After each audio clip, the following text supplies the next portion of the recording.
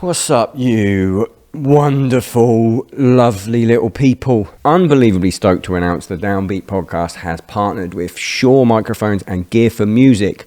I'm now using the wonderful industry standard SM7 DB that's been upgraded. It's got a preamp in it. There's less electrical interference, which can get in the way of my talking all over everything. The preamp in particular is incredible with up to 28 dB boost inside the microphone. It means for my workflow, I can go straight into my camera. I don't have to go through any outboard or any of that stuff that I normally have to do. Super, super easy. I'm also using the unbelievable Ionic 50 headphones, which can be used wireless. For the guests on the podcast, I'm using that for my own monitoring and everything. You can pick up your own SM7 DB at Gear for Music by clicking the link in the description. Or if you're listening on audio only, go to my Instagram, click the link in my bio and check it out. If you want to support the podcast, you can go to patreon.com/the Downbeat and just chuck me a quid. Early access to the episodes. You get first dibs on the voice notes that the guests get to hear. They go to Patreon first. Ad-free versions of the episodes on Spotify. More than anything, you support me in making this the best possible podcast it can be. If you don't want early access to merch and you just want to buy merch, you go to www.thedownbeat.at, so it spells Downbeat. You can pick up some insanely nice clothes, and it is nice. I only make clothes that I want to wear. Some of it's gimmicky, but it's because I want to wear it. Highest possible quality, 2 shipping locations. That's www.thedownbeat.at, so it spells Downbeat. Are your walls absolutely rubbish and ugly and everyone comes in and goes, why do you live in like a place that looks like people sell drugs from? Well, guess what? You can dress up your walls with displays. Displays are metal posters that mount on the wall with a magnet. There's an insane amount of designs. They got games, they got sports, they got anime. You know what that means? That means hentai. There's a Downbeat store. One of the Downbeat stores is me naked. Guess what? Put that on the wall. It's not made from paper. Whatever you're doing, you can get it wet and just wipe whatever it is you've done to that straight off. Displate.com. The code Downbeat gets you 22% off 1 to 2 displays or 33% off 3 or more. Displate.com, code Downbeat. My guest on the podcast this week is Chris Turner. Unbelievable freak boy, man, drummer. I reckon he's probably, at least feet-wise, the best metal drummer on earth. I do not want you to comment, no, this person's the best metal drummer on earth. I've seen them all. His feet are absolutely insane. Often, he's called out for being not natty or fake. I'm telling you, it's real. It's just unbelievable. We do a deep dive into why he's so good. Never met before this podcast. We had a great chat, a lot of fun, a lot of burping from him, which I hope has made the edit. You can check out his stuff. He plays drums for a band called Ocean's 8 Alaska. They have a new single out at the end of the month. He does his own solo stuff, which is awesome. You can search that, Chris Turner on Spotify. Go to his Instagram, Chris OAA, and you can find out his merch, all that stuff. Great dude. Happy he came to the podcast. It is Chris Turner on the Downbeat podcast.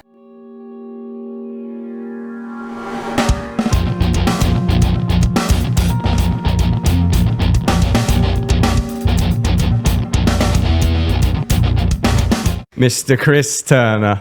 What's going on, dude? Hello. Nice to finally meet you, man. I feel this is pretty overdue, honestly. It's incredibly overdue. Get the vape off there. Initially, you didn't want to do it. Yeah, honestly. Why? Cheers, by the way. Damn, dude. We are in. Straight in. You just tell me I'm a... It's not that I didn't want to do it. It's that there was some things going on and not everything aligned and it just wasn't kind of right at the time, is the PG answer. The real answer is... We want the real answers. Okay. Give me the real answer. Fair play. Honestly, at the time, I was releasing the solo album. This is being dead honest now. Yeah. I was releasing the solo album and I'd never put myself out like that. And I was very nervous about it. I was very anxious. Everything before was with Oceans. It was like, you know, if something goes wrong, it's all the boys together. It's the band account. It didn't scare me. But going solo, it's like, okay, this is my account. This is my name. I found it really scary. And I saw your reaction video to 40 Roll and I was like, this dude hates me. Oh, what? And I was was really nice. I was like, and I also hit you up before anyway, saying, can I come on your podcast because I want to promote my solo stuff? And you didn't reply to me. I didn't see that. There's no fucking way. Well, I was like, he didn't reply to me. And then he's hitting up this big reaction video. I'm like, the dude doesn't like me. Oh my God. And I was a nervous wreck at the time as well. So when you then said, I want you on the podcast, I was like, I don't think you do. I think your audience want me on the podcast, but I don't think you want me on the podcast. I don't give a fuck about them. Did you watch the same video I think I made? I thought I did the whole video where I was like, the whole video came about where that video came out. And prior to that video, I will fully admit, and I say it on the video, I thought, this guy's editing his drums. That video came out. I watched it before my reaction. I like pre-watched it. Or maybe it was one before. No, it was 40 Roll. I watched it and I went, I think that's fucking real. And then I phoned Nolly. Oh, yeah. And I was like, Chris Turner, what are you saying? And he was like, I think it's real. And I was like, I think it's real too. Haven't you seen me play live before though? Didn't we do UK drum show together? And I know I met you at the UK drum show. Yeah, I think you played like a real person stage. I played the main stage. Yeah. I played a little stage. It's still a real person stage, but I played a little stage. I don't get to watch you. Oh. I think that partially confused me because I was like, he's seen me play at the drum show. Like he saw me do it. He saw no triggers. He saw everything the way I play. But in the video, I literally say, this is fucking real. All right, I'm going back through my DMs right now. If I find one from you. Nah, you're going to have unsent this in prep. Oh, wait, you can't unsend from me. No. That's stupid. 28th of October, 2019. Go on. Yo, dude, how you been? Right. Is that me? That is you. Admittedly ghosted. Right, there you go. That's not I hit you up saying, can I come on your podcast? You didn't even let me ask the question. And then I replied to one of your stories. The floorboard drumming. And I said triggers. Joke, obviously. Yeah. No, then, this is when things started to change, you know. All right. I shouldn't have... I missed that message. There's no way I wouldn't have replied. Okay. This is... All right, let me summarize. I hit you up. I thought you didn't want anything to do with me. I thought you cool guyed me. Yeah, cheers, man. Right. I do be cool guying people, so... and you look, you are cool, man. You got, you got the hair. So have you. We had a chat about that before. He was going to wear a hat, and I was like, absolutely not. Hats are for bald people. No offense to bald people, but if you got it, rock it. Fair play, fair play. But yeah, no, I thought you cool guyed me. I thought you didn't want to know me. And then I saw your video, and I was like, but he saw me at the drum show. Why is he like doing this to me? And I felt attacked, and I didn't like it. I'm really sorry. And then you asked me, but I saw a lot of comments saying we want Chris on the show, and I was like, he doesn't want to talk to me. His audience want him to talk to me, and I was like, I don't think I want to put myself in a conversation with someone that doesn't actually want to talk to me, and that is honest to God why I didn't commit. I thought you didn't want to talk to me, but then interesting. But when I got on the phone to you, and you was like, dude, I want to talk to you so bad. I want to ask you about this, that, the other. I was like, oh. Well, then I'll come on the show, and then I came on the show. Isn't it fucking weird? Because we've got it's just miscommunication. Do you know I've obviously got, when I did the reaction videos in the pandemic, I've got like a particular style of it. But what I wanted to do from that video was, because I already watched it before the reaction. Sure. I watched it and decided, right, this is fucking real. There is too many people out there telling incredibly good drummers that they're fake, and at the same time, there's far too many drummers who aren't good. Faking it. Yeah. So I was like, I'm going to do this reaction video. I'm going to dissect it. I'm going to teach people how to decipher how this is real and try and do it in a funny way. Apparently it came off as a fucking wanker. I mean, I don't know if I was the only one that read it that way, because I put out a thing, because it's water under the bridge now to me sort of thing, but I put out a thing on my Instagram saying, going on the Downbeat podcast, what do you want us to talk about? And like, I don't know how like percentage, I didn't do maths, but like at least half of them was ask Craig about his reaction to your 40-year-old video. I was like, damn. So maybe I wasn't the only one who thought that, or maybe I was just hypersensitive because it's me. Maybe people didn't get it, because I need to rewatch it, but I know for a fact. I feel like I want to rewatch it now to check on that. Like the take home was I was mind blown that it was fucking real. Yeah, no, Because I think was slowing shit down and I was like, this motherfucker's real. I think that's it definitely got there. It's in a way, it's the strangest, incredibly big compliment. Yeah, okay, I understand that. I honestly, I couldn't fucking believe it. No, and I actually feel bad for saying no now, because if we just had better communication, I feel like this is some sort of like couples counselling. No, but we wouldn't have had that 10 minutes of gold. I honestly think if we had better communication, then I would have never said no. I should have fucking replied. I'm really sorry. I feel really bad. I feel way worse. Okay, here we go. I feel way worse, mate. Okay, so if you don't know, if you're just a Downbeat listener and you just listen to all the episodes, regardless, thank you, you're my favourite people. But Chris Turner, solo artist these days, also Ocean's 8 Alaska. But, and this is me sincerely saying this, one of the greatest metal drummers on planet Earth. Thank you. And I would go as far as to say the metal drummer with the best feet on Earth. To the point that I didn't fucking believe it, as we've just discussed. I dissected it. This motherfucker's real. And people still calling you fake. We'll nip this in the bud. Let's get this out of the way. Do you edit your videos? No. He doesn't.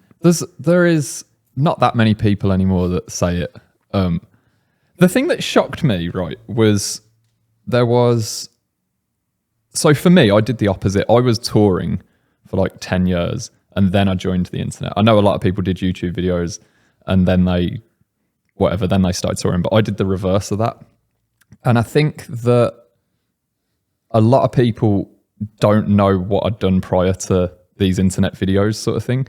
Because to me, I was like, I've earned my stripes. Yeah. I've played these songs night after night after night, whether I'm sick, whether I'm jet lagged, whatever, all around the world. So in my head, I'm like, I've got credibility. I'm sponsored by DW. I'm sponsored by these companies. Like, it's chilling. And then I put a video online and I was like, all of a sudden had no credibility because I wasn't really online before that. And that kind of blew my mind. So what do you mean, no? What happened? Like, no credibility with the video? Like, when I first put it out, there was a lot of people saying there's no way this is real. But I was like, I didn't say anything, but I was one of those people that thought it. And it's literally just because it's fucking unbelievable, mate. No, it's been a long time for me to get to that point, you know what I mean, where I can do these one takers and whatever. But I guess no one saw that process, do you know what I mean? Online anyway. Yeah. But I thought I'd really earned my stripes. I thought I'd really proved my worth from all this touring. And then I get on the internet and all of a sudden, like, I have to completely reprove my worth. And that really shocked me as well.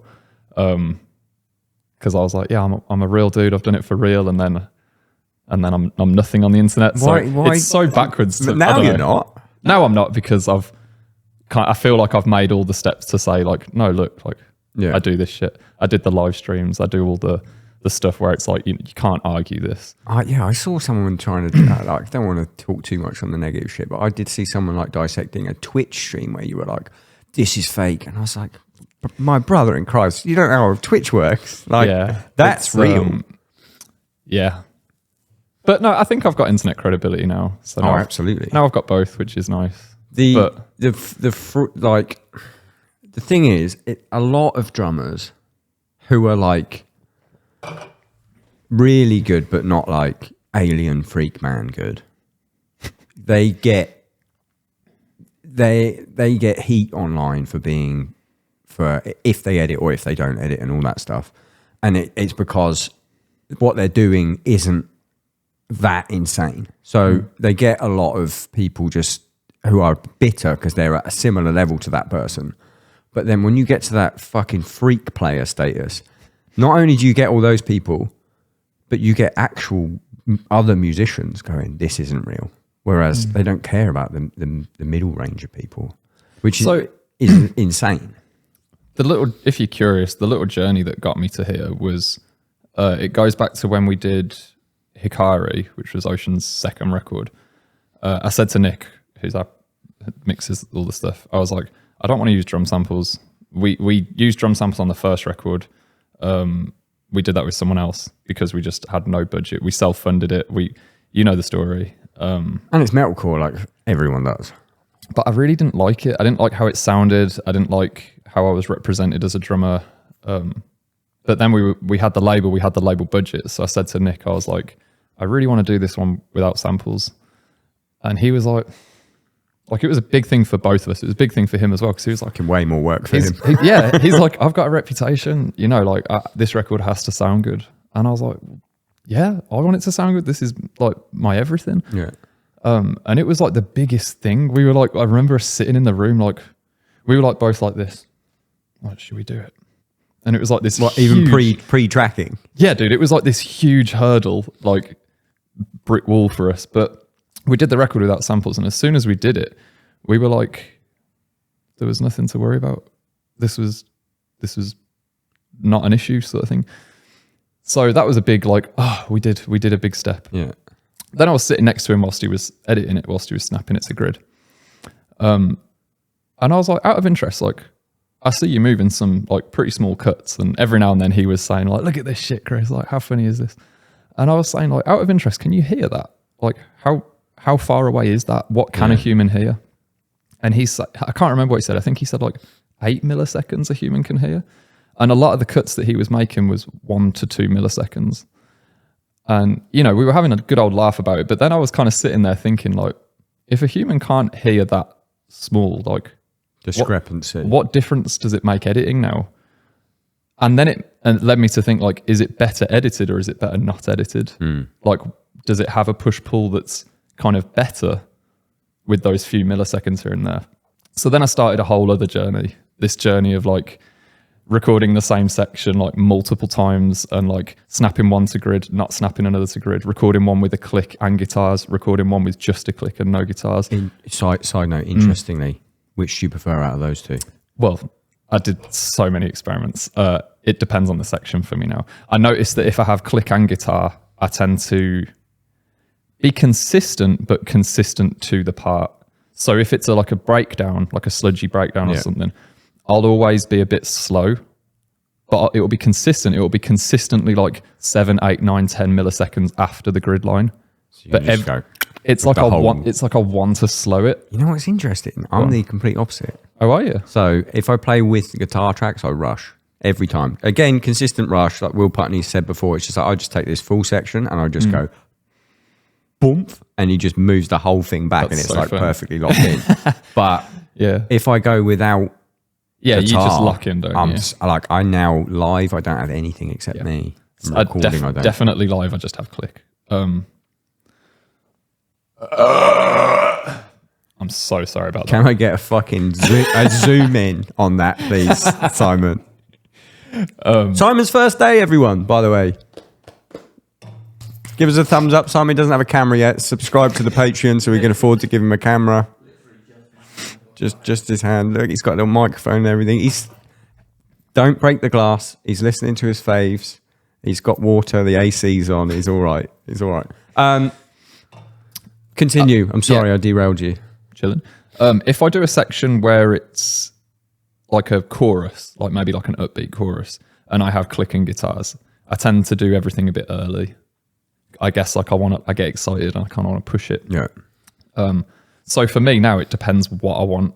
So if I want more feel, I'll throw guitars in that section. And then if I want to be locked in, if it's like a real chuggy section or something that's real, like I want it to be metrically just like sounding money, I drop it just to the click. And so I kind of jump in and out now. I recently did a live stream at Drumeo, and they were really surprised. They were like, Chris, you've sent corrupted files, you've sent the wrong files, because there's like a bit of track and click, and then the track drops out for like 4 minutes, and then there's like a bit of track, and then there's a bit of this, and like your files are corrupt. I was like, guys, that's what I want.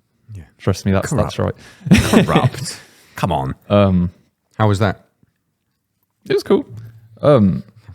You know, it was the one thing I that's the least. I don't know what to say. Well, it wasn't great then. It was just I just went and played some drums. I don't know what to say. I mean, it's not. It will be out by this point, I think, or just about to come out. Should be coming out soon. Their schedule's like mad jacked up. It's gonna fucking pop off. It's like mad jacked up. But the only thing I found hard about that was on the live stream that we did. I'd play a song and then we'd talk for like, I don't know, 20 minutes or however long we'd talk. Warm down. And then they're like, right, play another song. And I found that was challenging for me because I found it hard to kind of get back in the zone. Do you know that's what I mean? weird. You don't ever do that at a gig or even a clinic. I actually just heard some mixes yesterday, actually, from Drumeo.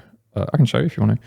But you can tell the first like 30 seconds of each song is a bit all over the shop, and then but you're all over the shop is like normal people. It's a bit all over the shop. No, it is. But also, like, to me, that was it. Well, it was a live stream. It was a live show. Like, you know that a live show is never going to be the standard of a video where you've been like, right, I'm going to rehearse this song as well for a week. I'm going to then record it over and over and over again and pick the best one ever. So, like, it's not going to be to that standard anyway. But I found that hard. I found the warming up and down hard. Yeah. And then after each song, they'd be like talking to me, and I'd be like, yeah. So basically, because you're like running on the kit. Yeah, it's pretty physical.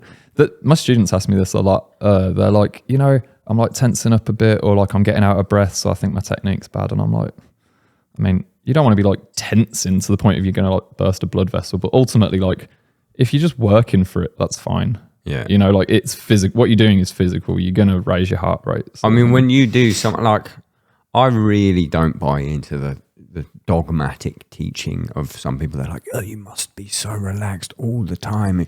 You must hold the stick like this. You must do this. You must do that. It's like everyone has different muscle lengths, leg lengths, arm lengths, like lower torso length. Like when there's like one set way you should sit or one set way you should do anything, I'm like, you are just trying to get money by creating this one system and then selling it to everyone like a cookie cutter system. But one thing that I've noticed is some people like that, because I've had students where they're like, just tell me exactly what to do, and I'm like, okay, well, like, I'll tell you concepts and things to practice and ways to discover what will work for you. And some people respond well to that, but some people respond really bad to that. Some people like to be told like, this is exactly the way to do it. But of course, like you said, there is no the way. There is no one way. Yeah, because like, for example, you sit pretty high. I sit pretty high. And then someone like Ali Richardson from Believe From Within sits really low. And that is obviously different body types, what works for you, both freak drummers. But there's some people out there telling you everyone must sit at X height. And I'm like, get the ruler out and the protractor out. Yeah, like admittedly, there's definitely, you shouldn't sit on the floor. You shouldn't sit like one of those old like a hair metal band like you used to have like that, and you shouldn't be standing up. But just let people have a go and see what works. It also just makes it less fun when you're like, oh no, this isn't perfect. It's like you're sucking the fun out of it. Like at the end of the day, like if you set a target to achieve, like if you want to play this or if you want to achieve this, whatever that may be, if you get there, then like dope, you've got a technique that works for you. Who's to say that's wrong? You know what I mean? Yeah. If you're doing it well, then fucking so what? Exactly. Like if you brought out traditional grip now, like if it didn't exist and someone brought it out now, everyone would be like, that's absolutely ridiculous. And then you'd see someone's touch with jazz and be like, oh, actually that's quite good. I'd said one mean thing in the 40-year-old video that I just remembered. You're still thinking about it? Yeah, but that you just brought it up. We cheersed. Yeah, I know. You're empty. Simon, can I get 2 Coronas, please? Are you empty? Hopefully. I'm not, but I'll just fucking smash this. I said one mean thing. And it wasn't even mean. It was, this man looks like he's falling off the drum kit at all times. Oh, yeah, dude. I look weird when I play. But that is what, and I think I follow it up with like, that is what this level of precision is doing to his human, the human body that he's decided to use as a vessel. Taking care of your health isn't always easy, but it should at least be simple. That's why for the last year, I've been drinking AG1 every day. No exceptions, no excuses, just 1 scoop mixed in water once a day, every day, and it makes me feel on top of the GD world.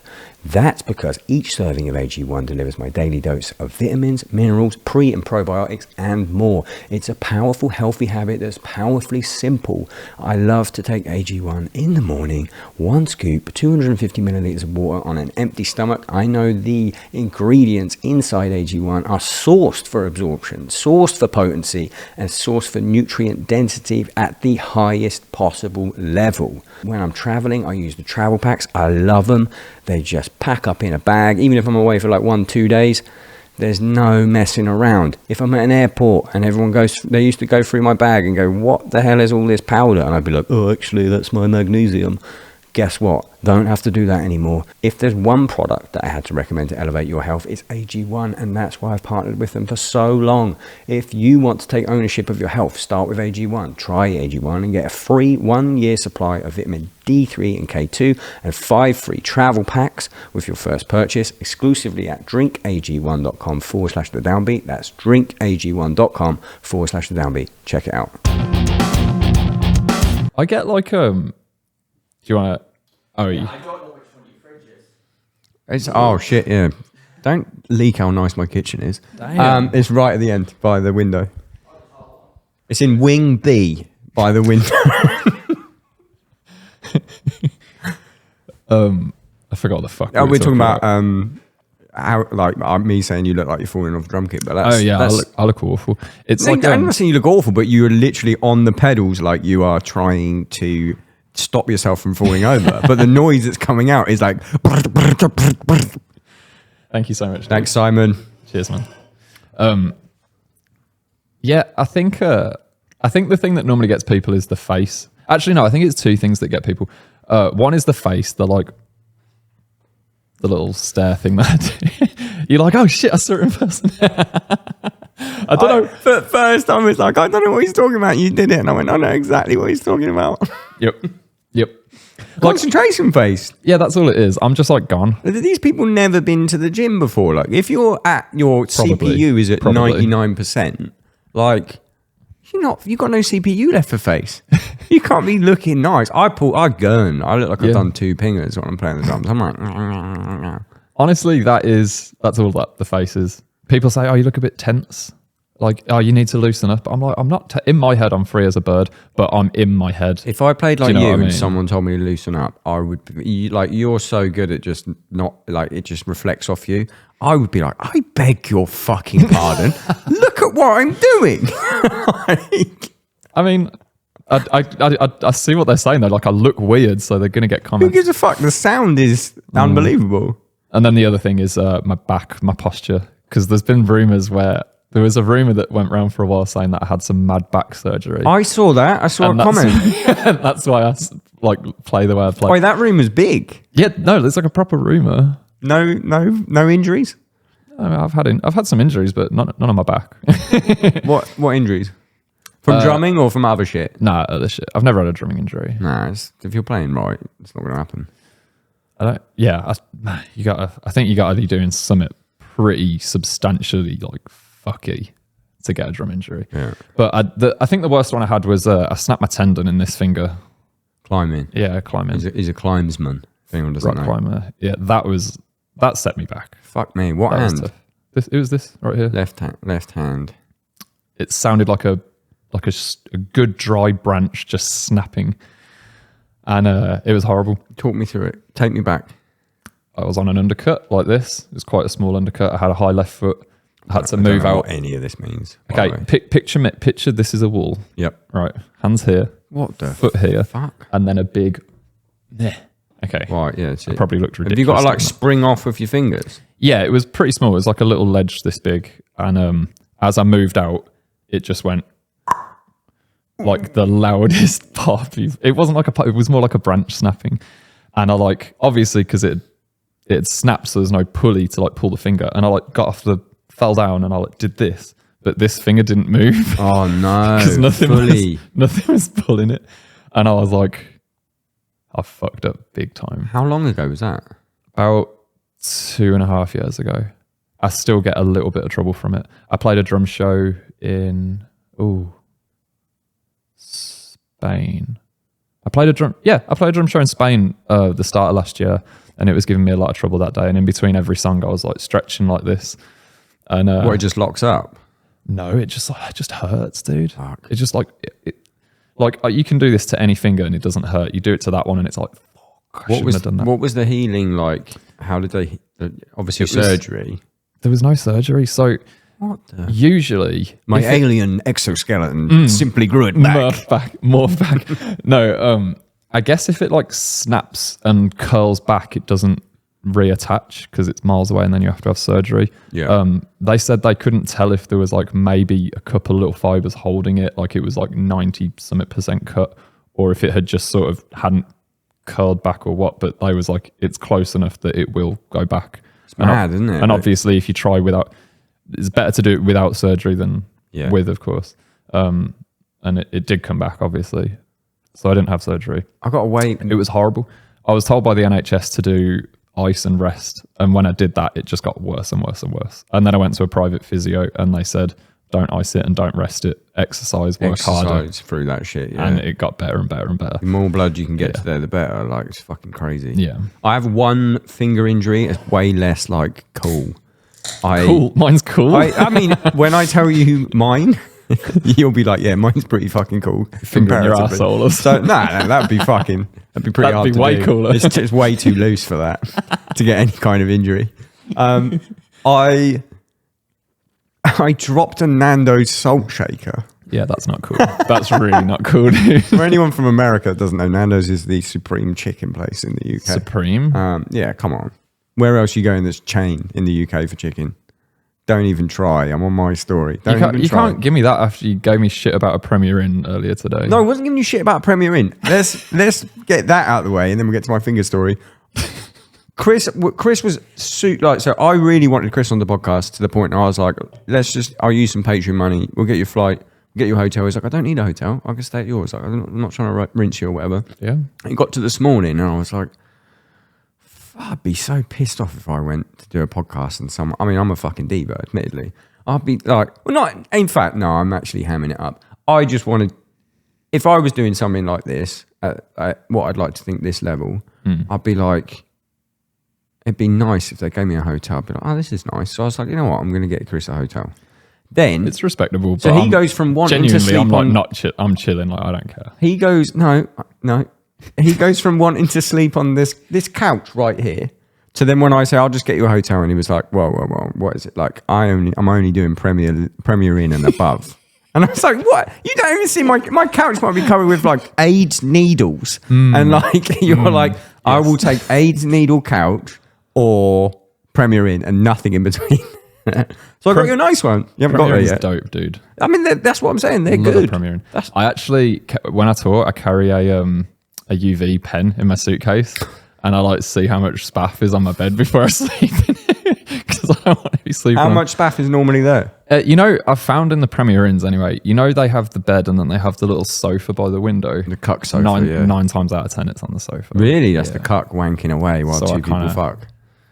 I guess. I don't sleep on that. That's all I'm saying. That's exactly that. Anyway, my finger. Anyway, we got him a nice hotel. It's all right. My finger thing. I dropped this Nando's salt shaker. They're not even heavy, are they? It's just a salt shaker. I just dropped it like ADHD, like.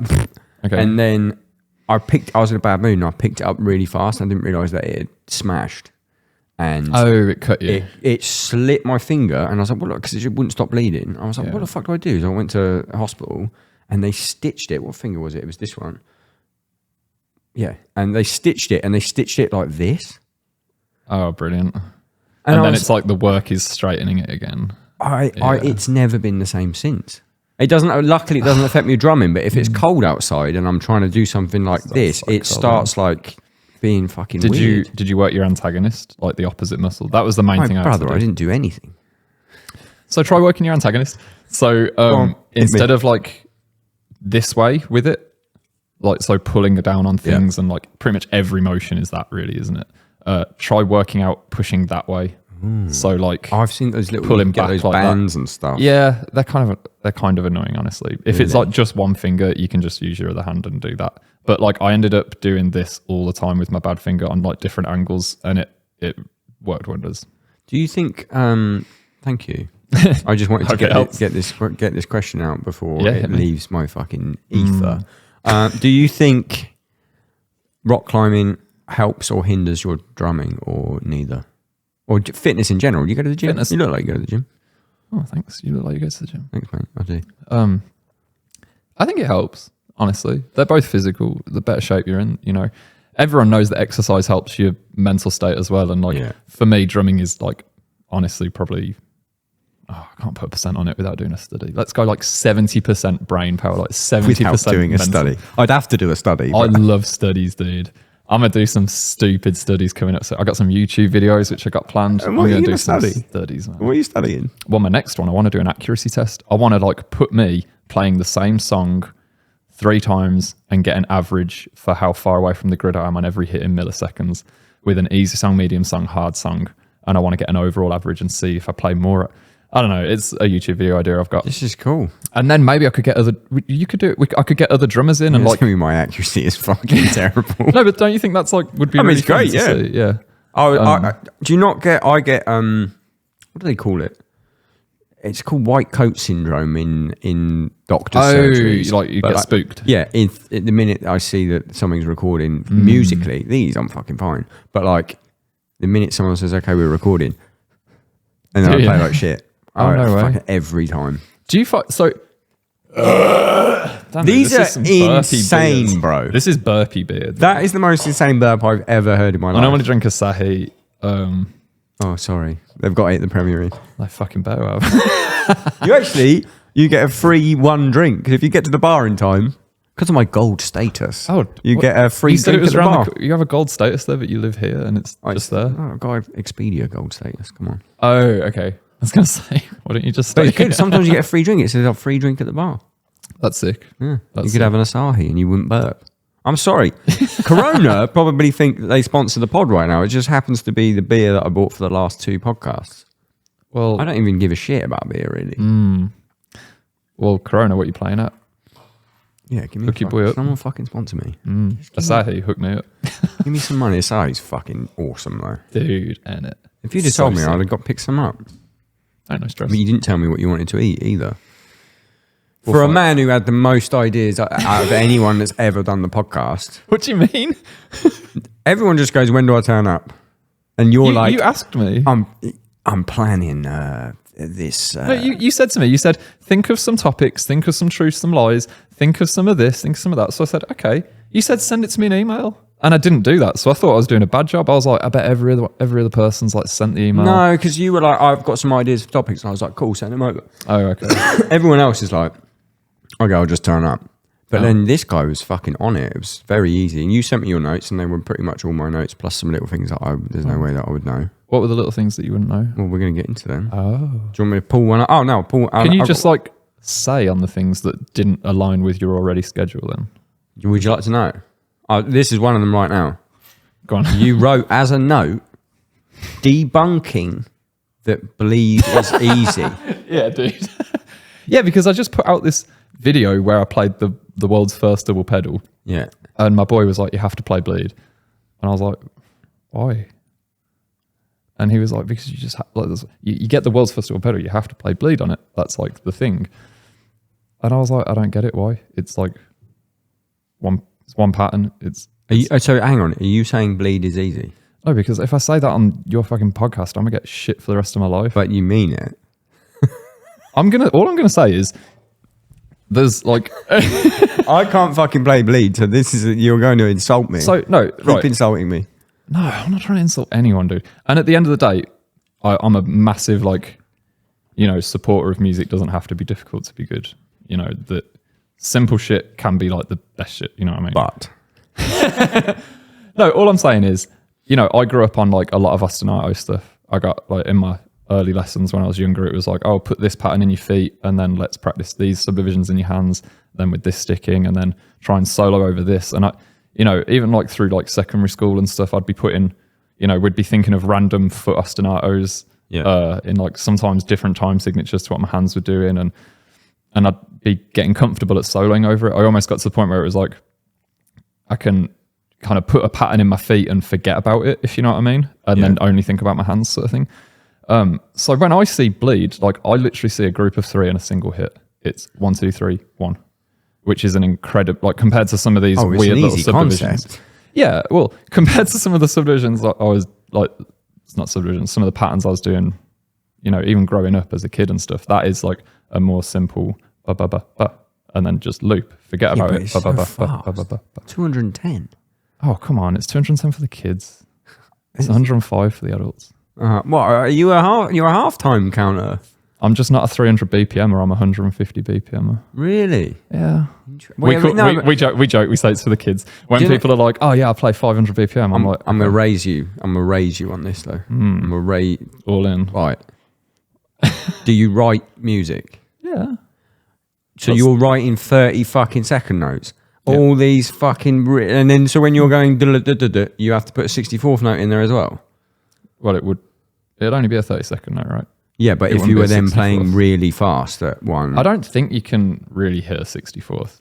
No, but if you're doing it at if you're doing it at 105, then what would be a third? I guess actually you're right. But still, I don't want to do tempos between like 100 and 200 is pretty much covers everything. Yeah, but really, if you're writing 30-second notes, you've got to do an extra line. It takes fucking ages. To me, if something in a song sounds like fast, like a grouping that sounds fast, like normally that would be a 30-second note. And if you like work round from that, you end up pretty much always between 100 and 200. I always, when I was writing music, I would write at like 200 plus, only because I didn't want to write the fucking extra bar on the 30-second notes.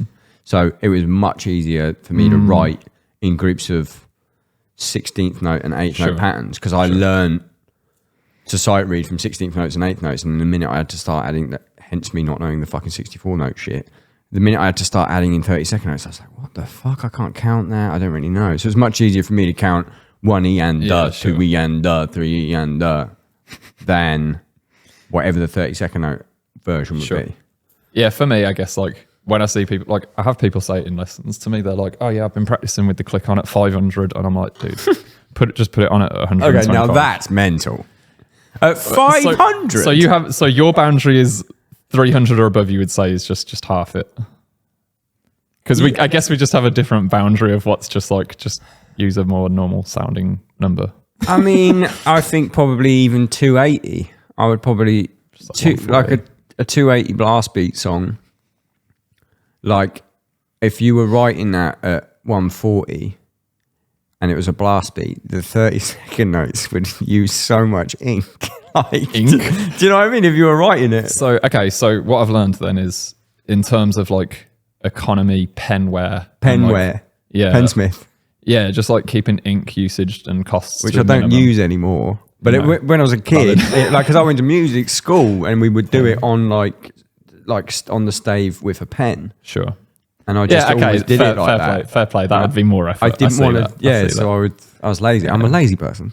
I'm a fucking lazy person. I saw someone. I go on Reddit. I only go on two things on Reddit. I go on metalcore and I go on. Oh yeah. Can't say. R metalcore and I go on R drums. Okay. No, I use a different site for that. And then I saw someone the other day. There was a thread and it was like, it was on metalcore. Like, which bands know music theory?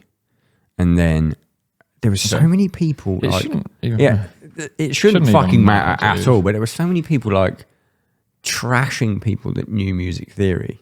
Just being like, shouldn't matter either way. It really just doesn't broaden your mind learning a set of like whatever. And in my head, I'm like, I mean, it helps, but I mean, you shouldn't be fucking annoyed at people. Well, for me, like, music is the one place you can be. Damn, this is serious, dude. We got to get less serious after this. But I don't think we've been serious at all until right now. Shit. Okay, fair play. Yeah, and that's too much. Dial it back, Chris. Yeah, like, I think that the way I view theory, whether it's melodic or rhythmical, I view it as just, a framework, which is going to give you a better understanding and a better idea of what you can and can't do, what might work, what might not work. But I think people get it wrong when they view it as a set of rules instead of a framework for like... The same with the sitting high and sitting low. Yeah. If you just say like, okay, theoretically this should work with this, but I have a cool idea, let's try this or try that. Like, at the end of the day, music should be open and it should be free. So whether you have an understanding of theory or not, you should still hold that value of being free within music. But it definitely shouldn't hinder you. If anything, it should help as long as you can remain free. So I always just thought of it as like it's a way easier way to communicate what you mean. It is. It's a language. Like, because we talked about fucking 16th notes and 8th notes there, and we had a conversation in it. But if we didn't know that, we'd be like, yeah, but isn't it? Yeah. There's a question that I want to ask you, but it's already... I think we should get someone who's called in to ask it. Simon, day one, don't fuck it up. Called in. Give me one of the ones about practicing. All right, genuine drumming question for Mr. Turner. I've noticed as it pertains to your kick technique, you're pretty much employing a stomping motion. Even when playing faster stuff, 16 triplets and above, you're pretty much just beating the absolute fucking piss out of the drums. You know, stomping. The whole leg's moving up and down. So the power is consistent, you know, no matter how fast or how slow you're playing. The question is, how the fuck do you practice for that? You know what I mean? Is it an endurance thing? Does having just absolutely fucking jacked legs help? Like, how is one able to achieve that level of power at those speeds? Before Chris I don't answers, have jack legs. My legs number suck, one dude. is that man's name Colin Farrell? What was that guy's name? He didn't tell us. That is Josh. Josh. Just Josh. Thanks, Josh, from Just a lovely voice. Have you got jack legs? No, my legs suck. At the weakest part of my body is like waist down. Massively. How weird, because you're fucking... And you know what's weird? Correlation, I often think about this. I've got fucking jacked quads. Have you? Like, they're crazy. Oh, okay. And my feet are so fucking slow. Can I see your quads? Not right now, but later on, I'll get them out for you. I'm really curious now. I've got big fucking quads. Okay, cool. Biggest part of my body. Oh, But makes my dick look small as well. It sucks. see, this is where Smaller. like balance comes into play. But like I'm slow and I have huge legs. So it does make me think, like, even though I'm building all this fucking power and speed I think it's at the gym, it doesn't translate to drums for me at all. I mean, I like to think about on the endurance comment, and there was like a couple of questions within that. Nice, pro. I was talking about my own legs. You're like, bro, my quads. Bro, I'm fucking jacked. Go. Answer Josh's Irish question. I nearly said to be sure. And now I've said it. One beer gets racist. You can be racist to white people, it's fine. Carry on. Cut that. No, keep that in. Cut that. Keep that in, Simon. Never interrupt the podcast again. Fired. Chris, continue. I've fucking forgotten the whole Endurance. Oh, true. So I like to like take examples away from drumming, and I like to compare it to other things. I do it with quite a lot of stuff. I do it with actually everything with music. I do this with, especially with like songwriting. I always take it out of a song form. We can talk about that afterwards. But No, like, we're talking about it now. This is why we've done this. sure. So like, Sorry, it was When it very, comes to, very like- short. I was very short with you there. yeah, no, Do it now. damn, dude. Yeah, like if I'm writing think about music as it's like you hit one sense really. It's just your ears, but like it creates all this imagery. Like I find it really interesting when I'm with Oceans and stuff. We'll play a song that we're going to do a video for, and we'll like say, okay, let's play a song, and everyone at the end say what you visualized, and we always say, at least 2 or 3 of us will say the same thing, like specific things and colors. Visualized. You can like picture things, and I think that's like it's remarkable. Like what? Like fucking little sailboat or? Mate, if that's what the song sounds like. Oh, yeah, I kind of get it. The minute you said song, yeah. Yeah. But like, that's cool. I find it really, like, I find music incredibly powerful considering it's just one sense, but it is also harder to, I mean, even then you was like, oh, what do you mean? Like, it's kind of harder to take it away from just the one sense. Yeah. So I really enjoy when I'm composing, like, getting as many other senses hit. So if it's like a visual reference, or like maybe I'm writing a little plot to a film in my head with this song, I'm like, oh, it feels like this has happened. And usually if I'm listening to the song and something happens in my little story that doesn't make sense, I end up not using that part next, because I guess maybe it doesn't work musically. I like to have the whole thing flow. I'm such an artist. Have you ever been assessed mentally? No, dude, I am going to be all kinds of fucking ticks if we did that. Yeah. High functioning for sure. Actually, that's one of my next YouTube ideas. I forgot to tell you that. I'm giving away all my YouTube video ideas. I want to go to a place that does brain scans and play drums and see if I've got like shit. I mean, like brain shit. I mean, you definitely fucking do, let me tell you. How does taking the song out of the context apply to endurance? As per the man's Oh, question. good. Thank you. It's Like, fine, I'm here. I've only had 2 beers, I'm good. I like to view things in different ways, you know. With endurance, like it's all good and well saying when it comes to drums, like should I be practicing this or that or the other? And you think about it in just drums and it becomes real like tunnel vision. But like think about anything else athletic. You know, like do people who run the 100-meter sprint for like that's their sport, do you think they just run 100 meters as fast as they can every day? Or do you think they run the track? How I don't actually know how the fuck they train. I don't know why this is my example, but I'm sure they'll do endurance. I'm sure they'll do power. I'm sure in my head, I'm thinking a power lifter, they don't max out until the day. Exactly. And everything else is sub-maximal. And like with climbing, like I'm not just doing this, I'm doing like training fingers on a fingerboard. Bloody Everest again today. Yeah, I'm training endurance one day, power another, like, and it all helps. And I think it's just a bit tunnel vision, a bit kind of narrow-minded to think that like there's one thing that you can do. I think you have to do all of it. What's your practice routine right now? In fact, let's give me two. What got you so far? Because this was my question, and again in your notes, and I wanted Joshy boy to instigate this. What was your practice routine to get this fucking good, and then what do you do now? So the first thing, there's like a couple of things. Like the question was about endurance, but obviously he also touched on like consistency with power and just freak shit. Just freak well, shit. I work all of them individually and combined. You know what I mean? Similar to the examples we were given. So for like, let's pick one. Endurance, right? Endurance for me actually was something I struggled to practice at home, if I'm honest. Endurance for me, I got from touring. Yeah. Because it would be like, okay, I'm massively hungover, or I'm like super sick, I've been vomiting, or you know, you still have to play. Yeah. And when you could be like maybe a bit injured, like I've had shows where like my knees have just kind of shit themselves, and I'm like, I still got to play an hour tonight. Yeah. And it's like when you do that, your body right. That's I think that's how I got the endurance personally. Not to butt in too much, but we just did 2 tours back to back. Headline tour. By the end of it, you just like, I could do this twice. Bro, even better. Headline tour, 2 days off, and then a support tour. Headline tour, we were doing 70 minutes. I had COVID, then a sinus infection. Yeah, that's it, yeah. And it was fucking horrible, and I got through it. Recovered, had 2 days off.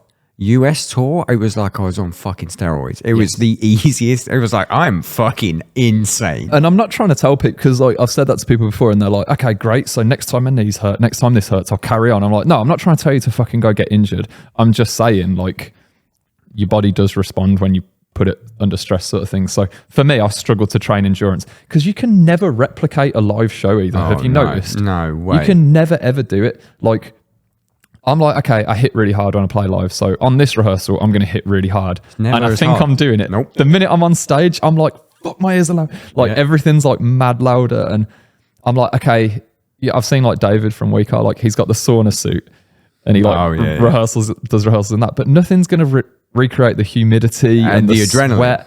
Sweat. You could, no matter what, you can't replicate a live show. And I find it genuinely hard to train endurance for that reason. But touring was, I think, the best way for endurance personally. What about Twitch? Because I found the closest thing I can get to one Twitch stream. Oh, bro, I mean, it was sick. I was there. Oh, so the closest thing I can find to replicating that's interesting is the Twitch stream, because you have the audience, so you have the fear, and whatever fear, I don't get scared. Whatever it does mentally, whatever like makes you hit fucking hard. And I even noticed like, there was levels for that too. I would have some streams that would be on the front page of Twitch and some that would just be like normal streams. And on the front page ones, it was like, this is a show. I'm fucking, my hands are sweating. I'm fucking like, it's there. My drum room is hot as fuck. I don't have a fan. It was the closest possible thing I could get. I can't really comment because I've only ever done one. Why? Because I don't have a drum room. I don't have space. And it's such a fucking pain in the ass to settle that. Look at this. Like, I remember the trouble you had. Oh, the audio trouble. Yeah, you're wondering why I only did one? Man, the key is to get a place, set it up, and then fucking if I had a place like where I could just press go, like that'd be dope. But I don't have that. Stop spending so much money on cars. I'm sorry, but don't ever tell me what to spend my money. The fucking burps, bro. Oh yeah, they're insane. It's almost like you leave your body. Like there's the drum face is one thing, but then the burp face is up there. That's a strong thing. It really is more passionate than the drum face. Yeah, you're like, If you don't feel your burp, dude, what are you doing? Yeah, you were on the grid, mate. I'm connected with my mind, body, and All right, so for endurance, basically, Chris has said for endurance, go out, get sick, continue to play the drums. yes. How'd you get your feet so good, though? This is one of my questions. Like, So, I mean, what again- the fuck do I have to do? Again, there's like a load of different things there. So if we want to talk about accuracy next, because that flows well in my head for this conversation. Yeah, go. Accuracy would be, for me, the first thing I noticed was when I was doing one of my first recording sessions when I was like fucking like 12 or some shit. And I remember the recording engineer was like, it's cool, but, there's a bit of issue with syncopation. I'm like, the fuck are you talking about? There's no issue with syncopation. No issue here, bruv. Yeah. Anyway, there was an issue with syncopation, and I couldn't tell because my crash cymbal's so loud and washy, and my snare's so loud and ringy, and the whole room is so whatever. Like, I couldn't tell that these two crashes weren't hitting together; they were slightly flamming. I couldn't tell. Yeah. So then I pretty much moved everything to the pad, which is why you've seen videos of me stamping on the floor and playing on a pad, because now instead of this loud washy sound, which isn't very concise, if you will, like to your ears, on a pad it's like it's a real defined like transient, like this is the hit. And all of a sudden, and I do it to my students, I'm like, play the simplest thing you can think of, and they're like, everything's flamming, and they couldn't tell on the kit, but they can tell on the pad. So for accuracy, I rehearse everything to death on a pad before I even get on the kit. No foot pad, just stomp. Personally, yeah. Oh yeah, I couldn't do that. Because every foot pad I've ever used in the history of the world, despite even like people who own companies coming to me saying, you won't break mine or you won't move mine, I just break them. I mean, and they run I away. can believe it with you. Have you tried the new Tama one? No. It's the only good one. That Okay. I hated all of them. But even with you, I'm like, Dude, like, it's like a mini drum basically. But even like, the Sure. V drum shit, they fall all over the fucking place. But I also hate the feel of them anyway, because obviously because I don't use any sample replacement or triggers or anything, I need to Just wedge that in there. That's a nice sound bite there. sure. Obviously, Well, because like- I don't fucking cheat. You have to tune the drum in a way that's going to get the sound you want. And to tune the drum, I literally tune my kick finger tight. Same. That's I why don't. I don't even use. People don't fucking read. People You have to. assume tuned high gives you the tighter, higher sound, but it's not. You want the fucking smack. You want the sound Yes. of a plastic beater hitting You want it. fucking a horrible noise. You want it like one sachet above completely dead, like the sound of it when you hit it Yep. when it's not on a drum. Sort of thing. absolutely fucking perfect. Oh, But like, I ordered a new kit yesterday. oh, I can't wait to fucking play it. what kit? Tama Star Oh, okay. Maple. Not a DW. I'm sorry. Sorry, I'm a Tama guy. You're a DW guy. I'm DW. DW is my number 2. Oh, dude, I fucking love DW. They're the only other drum company I'll tell this story because it doesn't matter. Sure. Just very, very shortly. I swear we'll answer this voice clip eventually. I mean, we're getting there. We just did accuracy. Like bite-sized chunks. getting through Endurance. this Go answer. out, let people cough in your face, go and play the drums. Accuracy. Play on a pad. Very good. Sure. Okay. We'll talk about power next. Yeah, then, we're getting but to after power. this. Okay. Josh is getting his money worth here. Damn, Josh. I can't even remember what I was fucking talking about. Classic podcast. Simon, what were we talking What about? was the story? New drum kit. Fuck yeah! Simon. Oh, that's so good. Don't stop. I tried to get DW first. That was my first endorsement that I tried to get Interesting. when I was at DW Standard, and they turned me down. And they deserved to turn me down because I wasn't ready. But it was like, I'm ready for endorsements. I'm going to go for DW. Turn me down. I got a bunch of other endorsements afterwards. And then I just had a chip on my shoulder. I was like, I'm not asking DW again. And I asked Tama and I got Tama. But Tama's like, Tama and DW to me when I was a kid were just always like my fucking favorites. Play these drums. And funnily enough, the Tama birch walnuts, I've had 2 separate engineers tell me they sound like DW maple, which is weird because it's not the same fucking wood. Interesting. Probably why I like them so much. I've got another YouTube. I'm giving away all my YouTube videos. Well, this is accountability for you to make them. Yeah, I'm fucking doing them. I'm one of these people, man. If I'm like excited about something, I just do it. give me your other YouTube video. This will hype it up because this will be on Nah, YouTube. I'm gonna save this one because this Really? one's dope. Yeah. You've got to do the I'll tell other you later ones. in the podcast or after the podcast. All But right. this is the next one I'm doing. So this is the next one I will post on my channel. Well, you should talk about that one then. It's sick. You can't do this and then not tell me what it is. Fuck, man. Okay, right. Are you looking around for an escape? Yeah, dude. Like, I think we'll get to it because I want to save Okay. this one. Okay. Okay. We done endurance. We done accuracy, power. Okay. So How are you power. practicing power? So power is a massively misunderstood topic because people assume that you have to hit as hard as you can to be powerful, but that's sort of fundamentally going to give you issues. Like that is almost wrong from the start.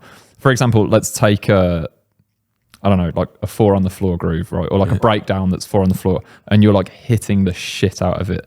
Let's say your power is like here, for example. I didn't yawn because I was bored. I yawned because I was tired. Carry on. And then like the next section has some whatever 16 notes in and then they're down here. Like the issue with this power is it's not consistent. I don't like to use the term power. I like to use the category of consistent power. Yeah. It's about having it the same always. So like if you pull up any of my stems, first thing is between right and left. We play this game regular every session. But how are you practicing that? I'm- You're saying you're right and left are exactly the same. I'm getting there. Okay, sorry. I Give me a just fucking chance. you just fucking my right and left foot are so fucking good. Answer the fucking guy's question. Carry on. No, like the first thing you want to work on is between right and left, and the best way to do it is with recording because it's way more visual. Yeah. And you can literally see a right and a left leg, and you want to get it to the point where you can play the game with your friends, like what's right, what's left, and you don't want to know. After that, you want to work on consistent power between slow and fast. So that's the biggest time people fuck up, and that I call it my speed power max. So I find the most powerful I can play at my maximum tempo for like I don't know a few bars, whatever, and that's my like limiter that I use in my brain. So let's say there's like a fast part coming up, like I give it my absolute fucking all to hit my speed power max. Like it's a hell of a lot more effort. How are you measuring it? It's by feel. Just it's by like feel. looking at the waveform afterwards Yeah, like as well. yeah. So that helps obviously connect the dots a bit more, but it's through feel at that point. But yeah, like there's a fast part. I'll give my absolute all to hit as hard as I can so that I'm hitting my speed power max. But the thing that a lot of people don't consider is now when I hit the 4 on the floor or the breakdown or the breakdown This or is whatever. the most insane thing ever. Carry on, but fuck me, I need a compilation of these. Please. I could hit up here, you know what I mean? Like I could be smacking this 4 on the floor up here, but it's about restricting yourself then. It's about saying, no, I'm not going to hit with that much power. I'm going to keep to my speed power max. And then all of a sudden, I did it in one of my lesson packs. I played like half notes up to quarter notes, up to quarter trips, up to eight trips. And I went all the way up to 30 seconds and all the way back down. And I just pull up the stem there and then. And it's literally like this the whole time. Like that it's obviously power is involved. You have to hit hard if you're playing metal because you have to get that sound unless you're triggering, of course. But if you're doing it with a microphone, you have to hit hard to get the desired sound. But when you have the desired sound, it's about keeping it consistent. So to train that, I recommend using a 91, a kick-in mic, where it's going to be really accurate. Mic. Yep, recording yourself, getting right and left even. It's pretty fucking simple. At a honestly. slow tempo first, or just what feels comfortable that you can get both? Kind of doesn't fucking matter. Just like go record a song and just check. Get them even. And when you're even between right and left, then you want to start getting even between fast and slow. And eventually it just... What if you can't play fast yet? Is that part 4? That wasn't in the question. Is that, okay.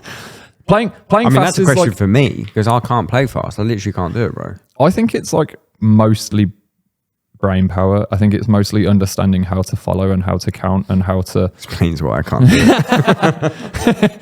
I think it's like... I teach a lot of people and 9 times out of 10, they can't follow what they're doing. And that's a massive issue. Like I have hacks around that as well. Like I follow like the leading leg. If I'm doing a group of 5 or whatever, I only follow the leading leg and I count 3 hits. So if I lead the group with my left leg, I'll count 1, 2, 3. So then no matter how fast it is, my brain isn't going, brrr, like how the fuck do you follow that? I just hear ba ba ba, which ba ba ba I can easily calculate, and that helps me stay in check. But trying to like calculate, like say you're playing like, I don't know, some 16 trips for ages, like Not like, me, but carry people, on. people get lost in it and then they lose the accuracy and then it just becomes But a you shambles. think of Yeah. got it. So like I have little hacks and things that help me sort of keep in check. How did you like that's you, I'm guessing. I've got at loads your of level. little things that I do at every step help it all come together. Like I don't ever play to a quarter note click. I often play to 16 note click I love a 16th note click. because it's like Keeps me in less time. room for error, constantly in check, and I'm permanently analyzing. Like, has my kick flammed against the click? If it has, was it a flam before or after? If so, adjust, and I'm permanently adjusting. What do you mean by if so adjust? So you make a note in your brain that when you play that bit again. Yeah, you mold. No, for the next. By the time the next clickers I'm come around, you've playing the molded. role of the fucking idiot here, but coincidentally, I'm also a fucking idiot. So I'm So I'm learning. playing me. So when you're saying, so like you play something once, you have a look, you're flamming there, and then No, that's it. That's like in the moment. That is like if I adjust on the next time that happens. Yeah, so the next click that happens, I'll have hopefully, if I was early, hopefully I'll have slowed down and settled. Or if I was And you late, do that I'll enough have hopefully times, sped the brain function becomes muscle memory to be like, don't flam that bit there. There's always going to be push and pull, but it's about smoothing it as well. Because if you're playing, like, let's say you're playing consistently 5 milliseconds late on a section, right? 5 milliseconds out of time on a Okay, section. yeah. It's not good if it's 5 milliseconds early one hit and then 5 late on the next, Yeah, and then 5 early on the inconsistent. Yeah, that's poor. So what you want to aim for is like, Cutting, poor. What a real old school way to Damn, fucking dude. slap someone down. Carry on though. like you want to smooth it over the best you can. So if you have noticed that you're early, you want to slowly get back in, and you want to keep it like a wave instead of like aggressive. It's like learning things like that, because there's plenty of songs that I've put out with mistakes in. There's plenty of I'm about to put a video out with a mistake in. What's the mistake? Or you want people to find it? Oh, I want them to Easter egg. That's such a good idea. Let's do that. Oh. Thank you. But like, Thank you for fucking destroying 10 minutes of content. no, but like, You don't see though. You like you 'cause think think differently. none of my shit snaps to grid, but it sounds so accurate because if I am early, I slowly pull it round and I work with it like that. You know what I mean? I gotta stop doing this. Here's a question. No, this was me actually interrupting. Here's a question. When you record these, because When I record what? But like, let's all right. Let's say Because I just did the Termina record and they wanted that snap to grid, so I recorded it section by section. yeah. and snapped it Most to people, grid. if you're watching this, most people want it snap to grid because most drummers aren't a fucking freak. That's a client job. It's I've got just- another client job coming up this week. They want it in MIDI. Like I don't. They want I'm- it MIDI. Oh, easy. If that's what they want, that's what I yeah, do. Fucking, that's free money, mugs. You've got one of the best drummers in the fucking world. It's like, give us MIDI, actually. It's like, why don't you just fucking pay a mixer? Like, Jesus. No offense to whoever it is. However, I'm interrupting before you have any. Ripping my client. Yeah. He's gonna know who he is as well because he's gonna watch this. No, I want fucking MIDI. Shut up. So, like, okay, when you're doing your own songs, and I guess I want the question. I guess I'll extend it to Ocean's 8 Alaska, but I'm mainly thinking of your own videos. Okay. Do you record the music first and the drums last? Yeah, every time. So Everything we do. that is how you can get away. This is the thing that I keep talking about because I used to do it the other way. I used to do it drums first, music last. You just lose all the. Because it has to be to the grid because you can when you've got a raw drum file, you can really hear anything that's off the grid. However, if you track all the other It's the instruments reference, first, isn't it? Yeah. and you then track the drums, the only integer there is, does that sound good? Yes, I mean- it does. Don't have to edit. Yeah. Yeah, I guess. I was just interested to see that you do that as well because that saved my fucking life loads of times. I always track it last as well because when I engineer Oceans. I record the guitars and know bass. that. Yeah. Really? Well, I have my producer tag. My producer tag, I'm not entirely happy with this. If you hear that, that means I've produced the track normally. Really? Because I mean, When I say produce, I don't mix anything. I don't do none of that. But I like. you do engineer, like if you're recording the guitars, I do the guitars as pre-pro well. and then I engineer guitar and bass, and I've just started engineering vocals as well. You editing DIs? Yeah, I could never do that shit. I used to engineer, tedious. and I was just like, it's tedious. I can't do this. Good for you. What the fuck was I saying? Simon? I forgot because I've got. Yeah, I'm Fired. fucking useless. Fired. He's back to zero. He's back to zero. No, Day one, fuck it. I've got a great question on the speak pipe about this. about this, exactly right. About this exact topic. Forgiven for interrupting. Yeah. Jesus Not Christ. forgiven for lacking on beer supplements. He needs one I more will- beer while the speak pipe. I will press play. I will get beers. Thank you. Oh, I feel bad, dude. No, Thank you. need to- What's up, Chris? What's up, Craig? Sorry for the really shitty audio. I'll make this quick. Sounds good to me. As a drummer and aspiring musician, how bad is it if I don't know how to properly mix and engineer drums? Or in other words, don't know my how to question fucking is, mix drums. do you think that in the Engineering. modern age So hard. of musicians and metal music, I guess, is it feasible to make a career as a drummer just by being a good drummer and not necessarily knowing how to engineer or mix drums? How crucial is that to success in this industry, according to you? And if it is crucial, what are the best ways to learn how to do that? I know there's a lot of resources online, so I could Google it, but if you have any tips, would love to hear about it. Thank Fuck you. Googling shit, man. Also, love the podcast. Love you both. Bye. Thank you. I was fucking What a waiting guy. for one of those. The last guy was just like, yeah, what's up? Here's my question. I was like, are you going to fucking gas me up, bro? What a guy. I thought that was pleasant. That was very pleasant. I You enjoyed that. don't give them free advertising. Get them I off. was going to make a tower, but you're fucking 2 sits into that one. If they were paying, they could be on the pod. That's Damn, dude. no free feet. I am 2 sips in. I'm slow. And that's weird because you're talking more. I'm getting that, you know, when you talk a lot and you're drinking beer and your spit goes a bit. Dry, mate. Spitty. I need like, I got 3 lip things in my pocket at all times. Oh, 'cause I've dude, got- the weather right now has chapped I've me got up. dry lip central. This pleasant American man's question.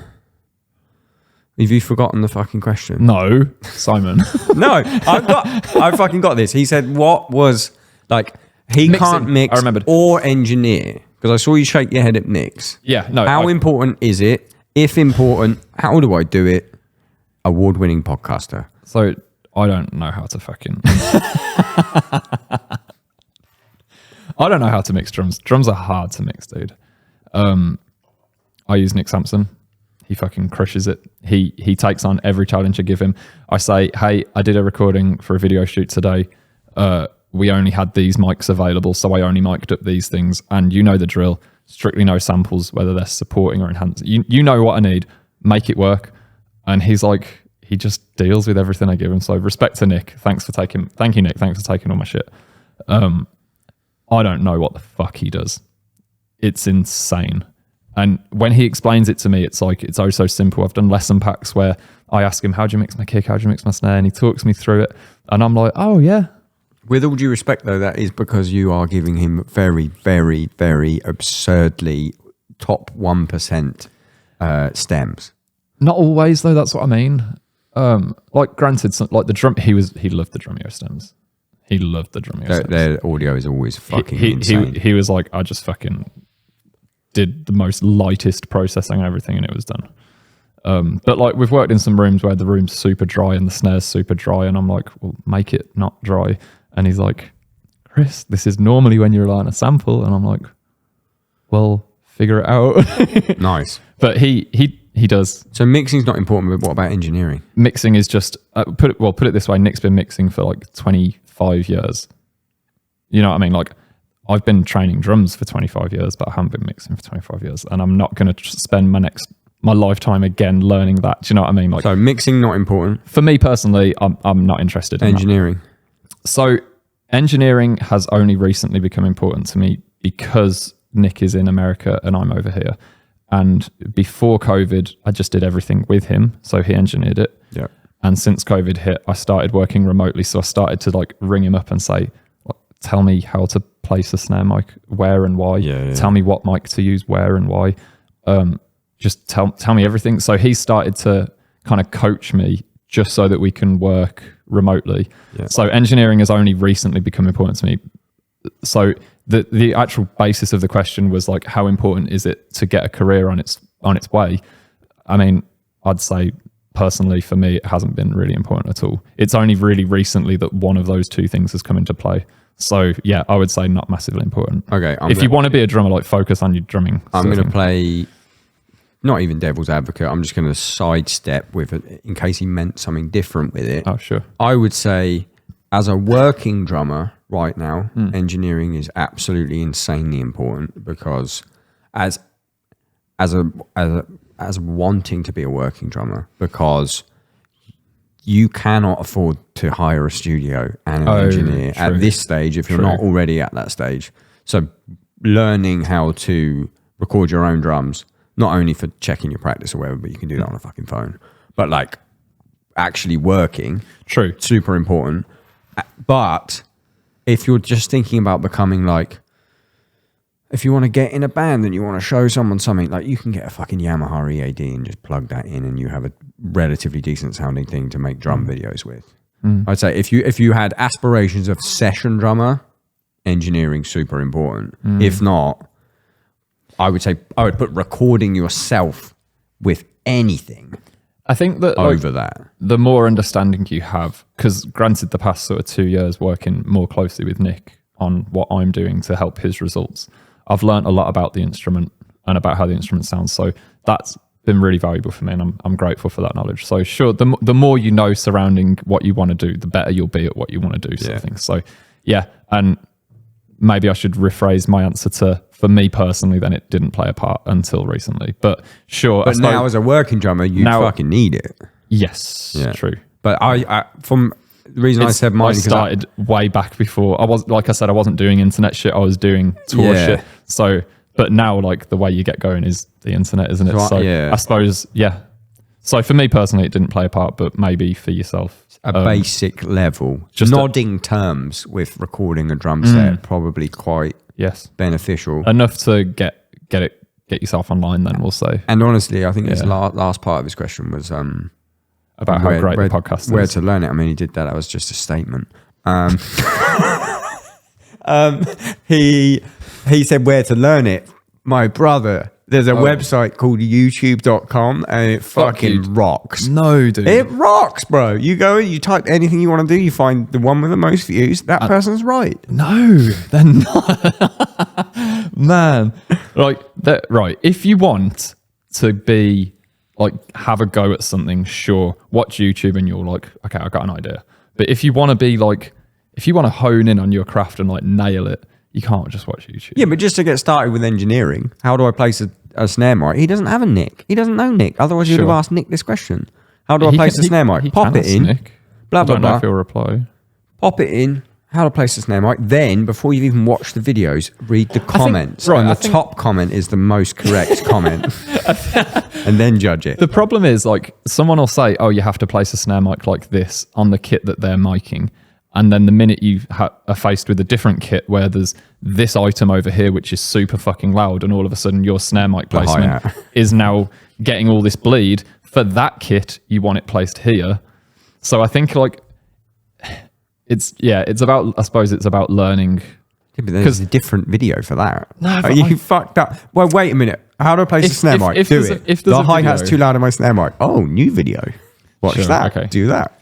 If it was someone saying like, this is what you want to achieve and this is how you get it, now go apply these concepts to your unique setup, that would be a good video. But I haven't watched many videos, honestly, but I remember watching a few back in the day and it was like, this is how you EQ a kick. It's like, there is no way in hell you can actually say without the actual fucking source. Admittedly, so I meant with placing shit, there is kind of maybe there's more of a consistency. Mixing, you're fucked because it depends on mixing is so hard. Dude. Like there'll be videos where people are like, I add 8 dB to 4K, and it's like, well, okay, what if I recorded 16 dB hotter than you?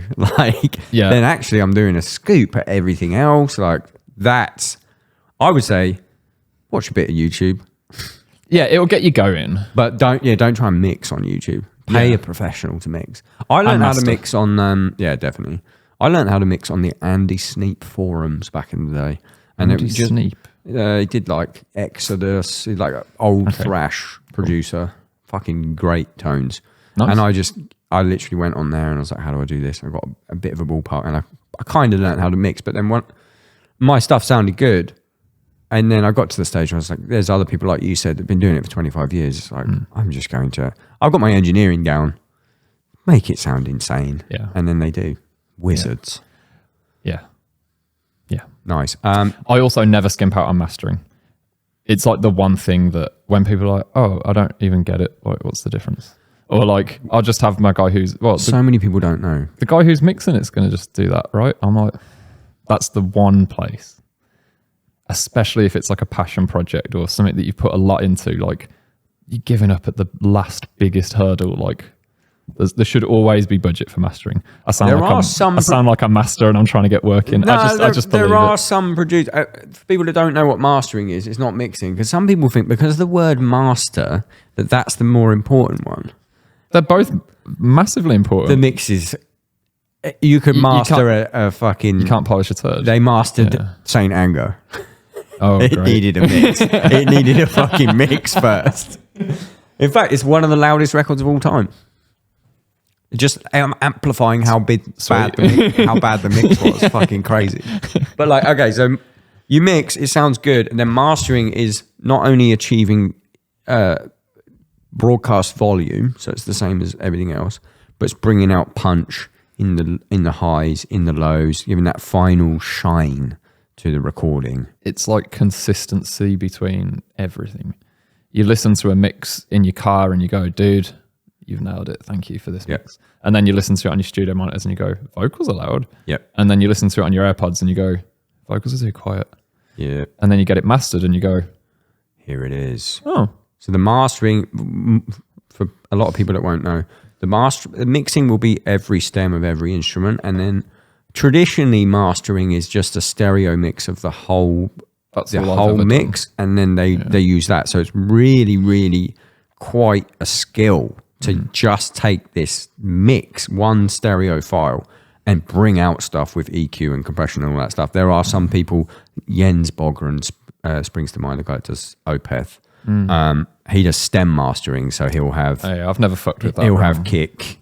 Okay. He'll have kit. Yeah. Guitars, it'll be and like all that shit. All the buses, won't it? Yeah. Seems like just giving yourself too much work to me. But he does an amazing job. Fair.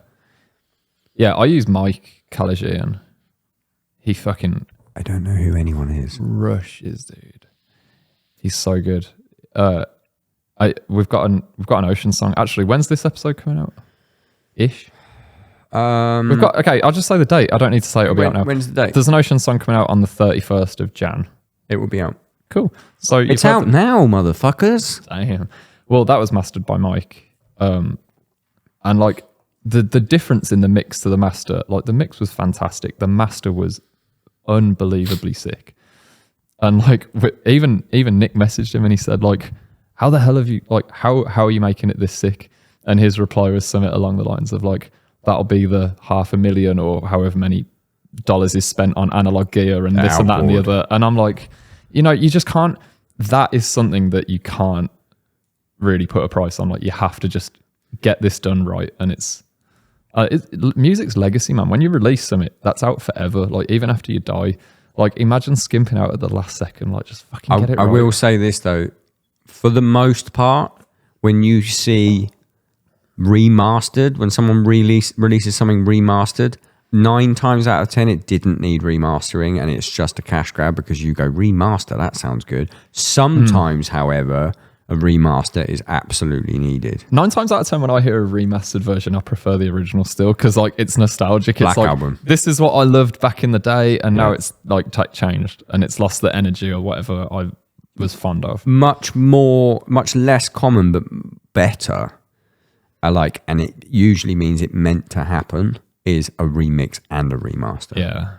Poison the Well did it, remixed two records. Who else? Opeth did Opeth did a remix and remaster. Someone else. It's very rare because it takes a lot more work, and the original producer still has to have all those stems. Say, as if they still have that. Who's keeping those stems? Someone. Man. I have to delete fucking texts to get my texts to come through on my phone. You know, fuck me. What phone you got? Actually, that's a lie. I just upgraded to the latest iPhone 15. But before, like a week ago, before I got this, I literally had to like delete the Uber app to accept my texts. I'd reply to everyone, delete all the text chats, and then re-download the Uber app. Because it was like one or the other. It was jacked. What was the phone? Just an old fucking iPhone. It was like a.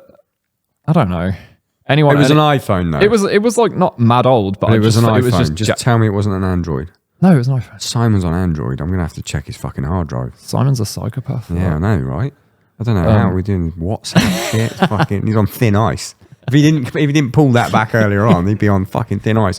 Do you want to go? We're very drummy. Do you want to go into? I asked you to prepare 2 truths and a lie for me, which I have definitely remembered. Have you got them written down? If you don't need reference at all. No, you can reference. Cool. You asked me for 2 truths. Yeah, 2 truths and a lie. Don't give me fucking 11 truths, bruv. I don't need... How many are truths? I thought there was going to be 11. I was going to be like, there's about 15. Why are you doing that? Because I couldn't pick. Well, I have no lies. You have to pick... There's no lies? Well, I can make up a lie. Oh my God. Okay, the game is ruined. We're going to have to do a different game. No, this is insane. Do you know the concept of the game? I even gave you the preface, right? This is what I said when I was like, I'm not as prepared as other people. And you was like, no, you're over-prepared. All right, do this. This is a roller coaster for me. Pick 3 of those things. Okay. Right? And change one. The most insane one. Yeah. Pick 2 of those things. That was what I was going to do. Right. But, yeah. But you need to have the lie on deck. I'll take one of the other ones and I'll like mad modify it. Well, you can just make up any old lie, but the whole game is where I think the most insane one is a lie, and then you go, actually, that's the truth, and we all have a laugh about it, and then you tell me the story behind it. I thought it was a good fucking podcast idea. I thought the Dream Festival was a good podcast idea. I'm trying, guys. Right now, I feel this big because I'm sorry. No, come on. 2 truths and a lie. We can play. I'll read them all off my phone. No, so they're all I need true. 2. They're all true then. I need 2 truths. Yeah, no, I know one of them's going to be a lie. And 1 lie. I'm playing the game. Don't give me more than 3 things right now. Don't give me more than 3 things. Okay. Let me think of a 3 fucking sentences. Let me think of a lie real quick. Don't put the... Oh, now I'm I got it. Is he putting the lie first? Is he putting it third? Go. See, game's back on. Yeah, it's right. back. Okay. On my 22nd birthday, I was living in California and I got drunk and I didn't want to get off the sofa. So I decided to put the sofa and the dining table and actually everything I could move. So like I couldn't really move the oven, but like everything I could move in the pool so I could continue drinking beer on my sofa, but I wanted to be in the pool. Okay. That's a face, that is. That's fucking insane. Yeah, because it's a lie. All right. Sure. I played a show in Vegas and I just shit myself. I was sick and I just shit myself. All right.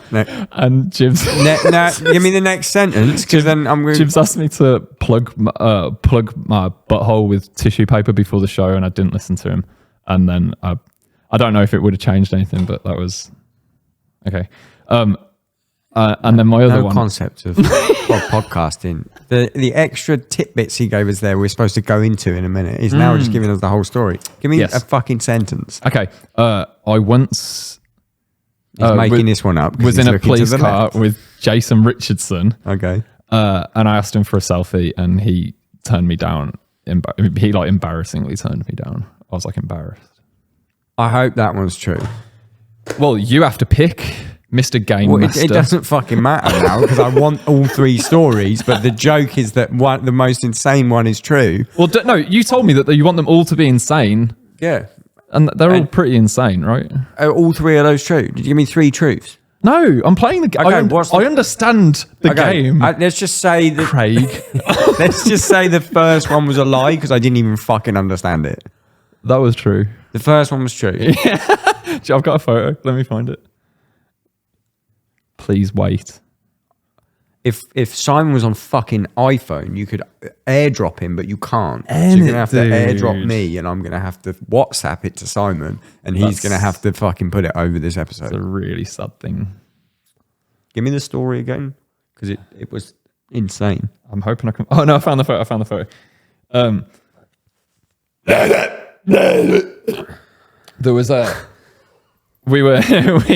it was our first ever US tour.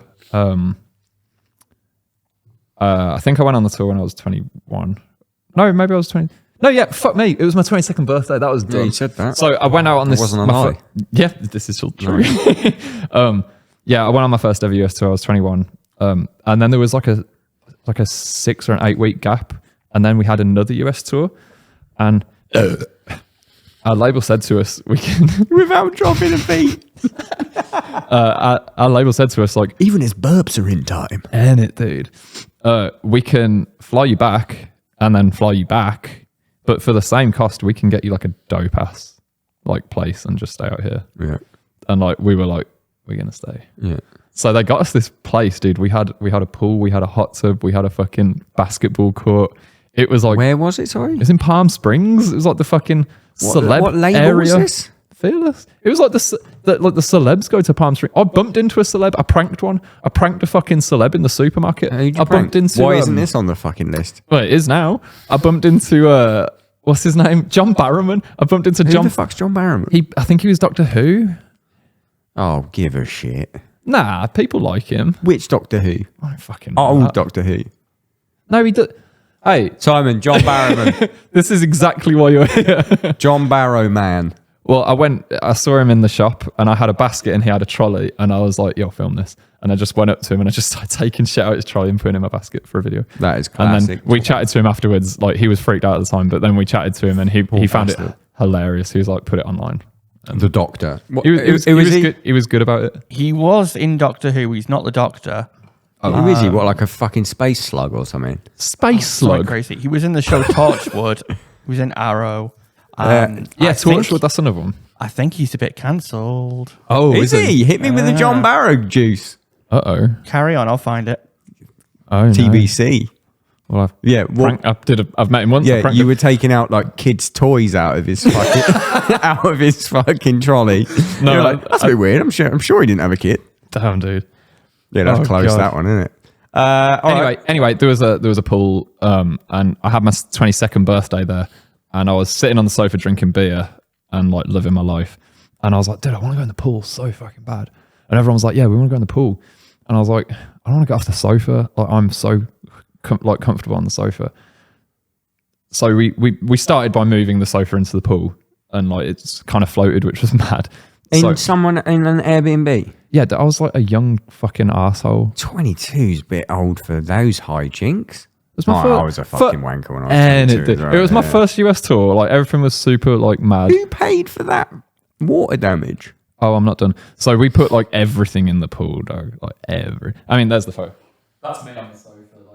Like, Oh my god, you rock and roll under there is superstars. under there is a glass. That's the glass dining table. I did a fucking backflip into the pool and landed on that, and it didn't smash. It hurt. That's the back injury, the famous back injury. Dude, I had to have back surgery, and it's fucking why nuts. I play weird. That is a horrible thing to do. I hope No, you've dude. learned from that. we did, because the next day we took everything out of the pool, but then the next day the guy who was running the Airbnb came round and the pool had turned green, and he was like, what the fuck have you done? And we obviously told him, and he just said, look, you gotta pay for this.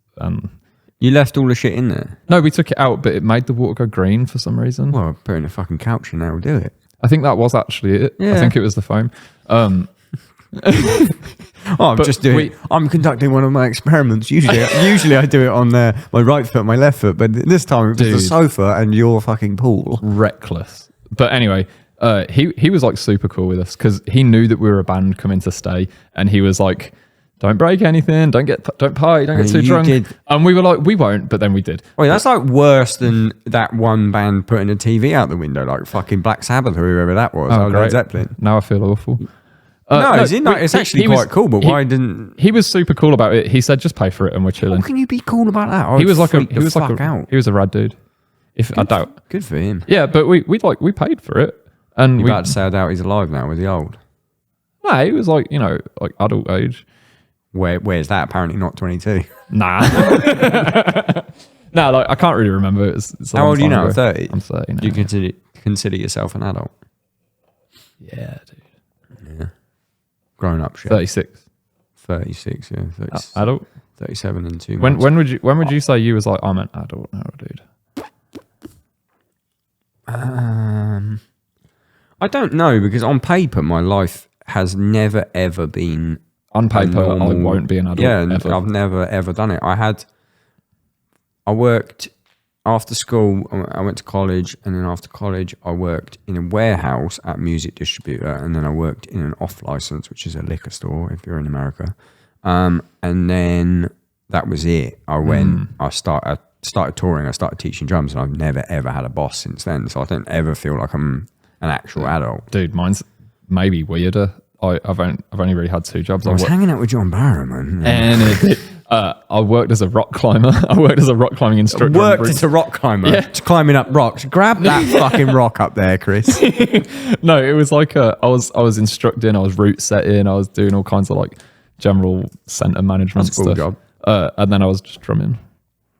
That's good. Yeah, Forever child. That's why he didn't learn not to put couches in pools. Right, what was the next one What again? a wanker. Give me the It was. fucking story. I'm not proud of it. Look, but It's a good story. It was resolved. It definitely is worthy of this. I'm truth glad it and happened lie. for this. Yeah, fantastic. Yeah, I'm glad I've got a photo If as you well. 'cause hadn't have otherwise- told me you didn't have a lie, I would have said that one was a lie. That's so fun. So that's fun for the game. Yeah, I know, but if we'd have come into it real good, but it's my bad. No, we can come into it My however bad, you want. bro. You have My an bad, editor. bro. No, I'm not. I don't like to edit my shit. No, no samples. No sample. No samples. No sample podcast. All of Chris's burps are sampled. Dude, you should actually do that. You should take like a really like weird sound, and every time I burp, play that sound instead. Or just play Barney from The Simpsons burp. Oh, dude. But no, but to be honest, yours are funnier. The next one you do, I'll put Barney on it. Okay. I'll do it. Simon will do it. Simon, John Barrowman, cancellation. Too dark for broadcast? No, he was doing a Louis C.K. He just gets his cock out all the time. Gets his cock out. That's a minor cancellation, but it is naughty. Did he get Did he get his cock out when you were? It is naughty. When you were stealing stuff? Definitely not. We were in Albertsons. I took some chili. His cock. Took a can of beans. I took some chili in his pants. Dude, yeah. All right. What was your next? The next one was me shitting myself during a show. Wait. So the lie is you and Jason Richardson. Wait, this is you were telling me the rules. Like I didn't get it. Don't you have to guess? Yeah, and I guessed wrong. So that means so that means one of these left is still a lie. So you think this one's a true? Well, I've already guessed that I thought. I'm fucking confused. Well, I've already guessed the first one was a lie, and you told me it isn't. So now do you want to let's re-rack then? So out of the remaining 2, what do you think is the truth? Nice. We're like a fucking blackjack table. Yeah, I've really some teething issues with this game. I also don't know how the game fucking works. So what we got left? We got Jason Richardson, cop car. He didn't want to take a selfie with you, and shitting myself on stage. Shitting yourself on stage. Now that I've done, so I would say that is true. Okay, and I would say Jason Richardson one is. And I won the game. Why? Because what? How do you even win this game that I? Because you guessed wrong every time, and so I fooled you, so I won, right? So which one is a lie? Well, use your process of deduction. Well, we've established I have no fucking process of deduction. So shitting yourself is a lie? Yeah. You never shit yourself? No. Not on stage. I shit myself twice. You know what? Once was on stage after having food poisoning, literally what you described. It's brutal. Did one of your band members advise you to stick tissue in your butt? No. Okay. I didn't even realise it had happened, and then afterwards I was there's shit in my pants. And then the second time was much darker. After I broke my back. I didn't have surgery or anything, but like the day after I'd done it, there must have been some like weird nerve shit. Oh, and I was just washing up and I shit myself. I was just at the fucking doing the dishes, which I rarely do anyway, and I just shit myself. I think that's actually to do with the kind of anesthesia that they use. Didn't have any. I had no surgery or anything. Oh, true. You just said that. Yeah. Oh, damn, dude. Just straight up old school shit. old school shit. I got old school shit in the pants. Can you? Oh fuck no! I shit myself in school as well. I got. I was going to ask, can you help me define old school and like new, like? Well, because I was trying to think when I shit myself in school, that was new school. No, when I shit myself in school, I was in assembly and I just fucking crapped my pants. I can't even remember why it happened. Just for and, fun. sat on the fucking floor, and like in assembly, that sometimes just like kids. I was fucking super young. Shat into all my pants, all the classic, and then I was the one that was like, I need to fucking divert the attention here. So I was like, has someone farted? And I'm sat there in the shittiest fucking pants ever. I had to phone my mum. I had to go home. There was a lot of shit in there. I'm laughing, but I feel so sad at this conversation. Because it's just a sad time. A sad time with the kids shitting themselves. I've got new and old school shit stories in one session, and it's a bit much to. I don't know how to unpack this. Well, that's fine. We can move on. Okay. So Jason Richardson one's true. Yeah, he cool guyed you in the back of the thing. Are you cool with each other? Yeah, no, we're mates for sure. It was my fault. It was my ignorance. There's actually a really there you go. You got everything you wanted. You wanted me to elaborate on the story, and you've got a good elaboration here. It. So carry on. Thank you. Pat on the head. He's got an empty beer look of him. Just have that one. Do you need to drink faster? I'm too busy. Hey, you're doing more talking. I'm podcasting just as much as you're podcasting. I'd say you're podcasting more. So I'm podcasting and beering more. Yeah, I'm just enjoying the moment. No, this is a no pressure environment. You can. Also, I need to stay slightly cohesive to keep railing the conversation. Railing, dude. Because it was derailing, and I'm railing. So just to confirm, you're railing me. I'm railing the fuck out of you right now. I'm glad we cleared that. And I'm shitting myself while I do it. Sick, dude. What happened? Dude, it's quite bad actually. We were on this tour. It was a bus share. We're in Europe. We're in Poland actually when it happened. And one of the members of one of the other bands on the tour, I was fast asleep. I'm explaining this horribly. I was fast asleep in bed upstairs. Downstairs, the guys were drinking, whatever. And one of the band members, he I guess he got the actual door instead of the bathroom door. Black tongue. Yes, he mixed it up, and he sadly was sucked out of the bus on the motorway. We were moving at 70. Is he okay? Because I heard that story. He's okay. He's okay. He wasn't okay. It was really bad. In fact, the paramedics said the only reason that he didn't actually die. I don't know if I want to talk about it too much because it's like his personal information, but like, give me it. It was like the main reason he didn't die is because he was so drunk he was all floppy, and then there was a lot of snow, and it's sort of like I guess the ice like preserved him to a certain extent, but insane. It was like a really really tragic, like proper sad occasion, like really horrible occasion, and everyone was in such like the atmosphere was so horrible because everyone was so worried and like it's fucking traumatizing. It was really but here's the thing, I was asleep. I didn't know. Right. I didn't know any of it. So I get woken up and it's like, hey, the police are here. We all have to go give a statement for what you saw happen. So you got to go give your statement. So I was all of a sudden like, I'd just woken up. I threw some clothes on. I got in the back of this police car and they were doing it in pairs, I guess. And I was paired with Jason. And I didn't know what the fuck had happened, but I guess he did. So he was super sad and like sitting there like, man, this sucks. And I was like, I'm in a police car with Jason Richardson. Yeah. Yo, you want a selfie? And oh God, that's the worst look ever. It's so bad, dude. And he just kind of looked at me and he went, no, dude. So he didn't cool guy you. He was actually right person. It was just like a total mismatch. Were you like pissed when you went to bed as well? So you woke up like still pissed? I was like completely confused. Yeah. Obviously, when I learned what had happened, I was like, holy fuck. It was definitely a story. But yeah, I to like summarize it. Yeah, I asked Jason for a selfie in a police car, and I was turned away. But for good fucking reason. What age were you? Like you're relatively young for someone who's such a freak of nature. I'll take that. I feel old. I mean, 30 for being as good as you are. Thank you. What time exactly were you born so I can do your star sign? Now, when did you start playing the drums and like why? I started playing drums when I was 4. Motherfucker. 4? I didn't expect a reaction to that. 4? Yeah, you still do shit when you're 4. You can do shit. This is a conversation I've had on the podcast all the time where someone's got a kid and they're like, oh, they're like 4. And I'm like, well, is that like goo goo gaga time still? No, I don't know. No, you can like, I mean, I did shit. Well, you fucking play the drums. Yeah. Who got you started on the drums? Me paps. My dad played drums. He never... Was as good as me. No, he never like pushed me into it, might I add. I literally went to see him play. He was playing an open air festival. And I was watching the line check and that was the moment for me. He like was stamping on the kick and it like vibrated my whole ass body. You can remember this? Yes. That's cool.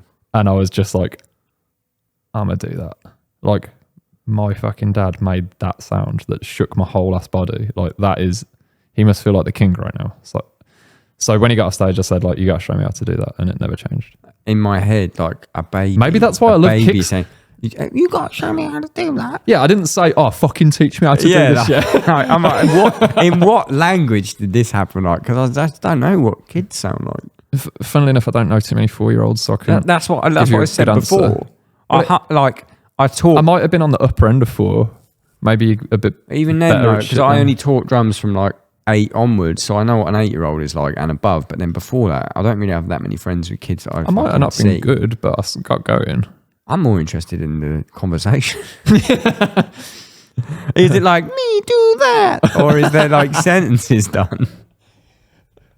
I'm not asking you to fucking answer. This is a hypothetical, just fucking thrown out there. No, I've never thought about that. I like it. All right, so it's one of those did for he me teach you? where like obviously like since that moment I've had that story repeated back to me by my mom and by Yeah. people. So like I speak of it like so factually, but you are right. When we break it down, I'm like, I wonder how that actually like how did it fucking act? went down. Yeah. That's fun. What was That's the really fun. word said? Yeah. Did he teach you then? You're good. Don't worry. Style it off. He's just, if you're listening to just the audio, he's just spilled a bit of beer on himself. How are you liking these new microphones from Shaw? Otto. What was I saying? Oh yeah. So I asked him if I could play drums because I wanted to do what he did.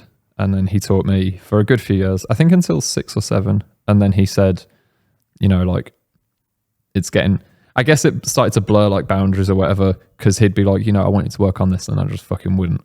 And then like the next week or whatever, he'd be like, have you worked on this? Or a few days, whatever. He'd come around and be like, you worked on it? And I'm like, yeah. And he's like, no, you haven't. I live here. Yeah. And it kind of got a bit like... They're a loud instrument. Yeah. So it got a bit like whatever. And he said, I'm going to get you a proper teacher. Like at that, I guess at that point he knows I'm serious enough about it because I've been doing it for a few years. So a guy called AJ taught me at Birmingham Drum Centre. And I definitely took it a bit more seriously then. It's not like I didn't respect my dad. It's not like a respect thing like that. It was just like a position of like... difficult environment. Yeah. He got the fire started. That's it. And then it kind of transitioned away, I guess. I think that's why I love music, because my parents always listened to music. Neither of them play an instrument, but like, True. and they were super supportive of like, I want to play the drums. They were like, okay, we'll just deal with that noise. So like, I'm super thankful I had that, but I didn't have like, I don't think I had. I think my one was. Yeah, how like, old were you? I was whatever age you are in the last year of primary school, so whatever that 10 or something. 10. I know I was full form sentences. I know that much. But I was like, they came to school. Not that goo goo gaga shit, as you said.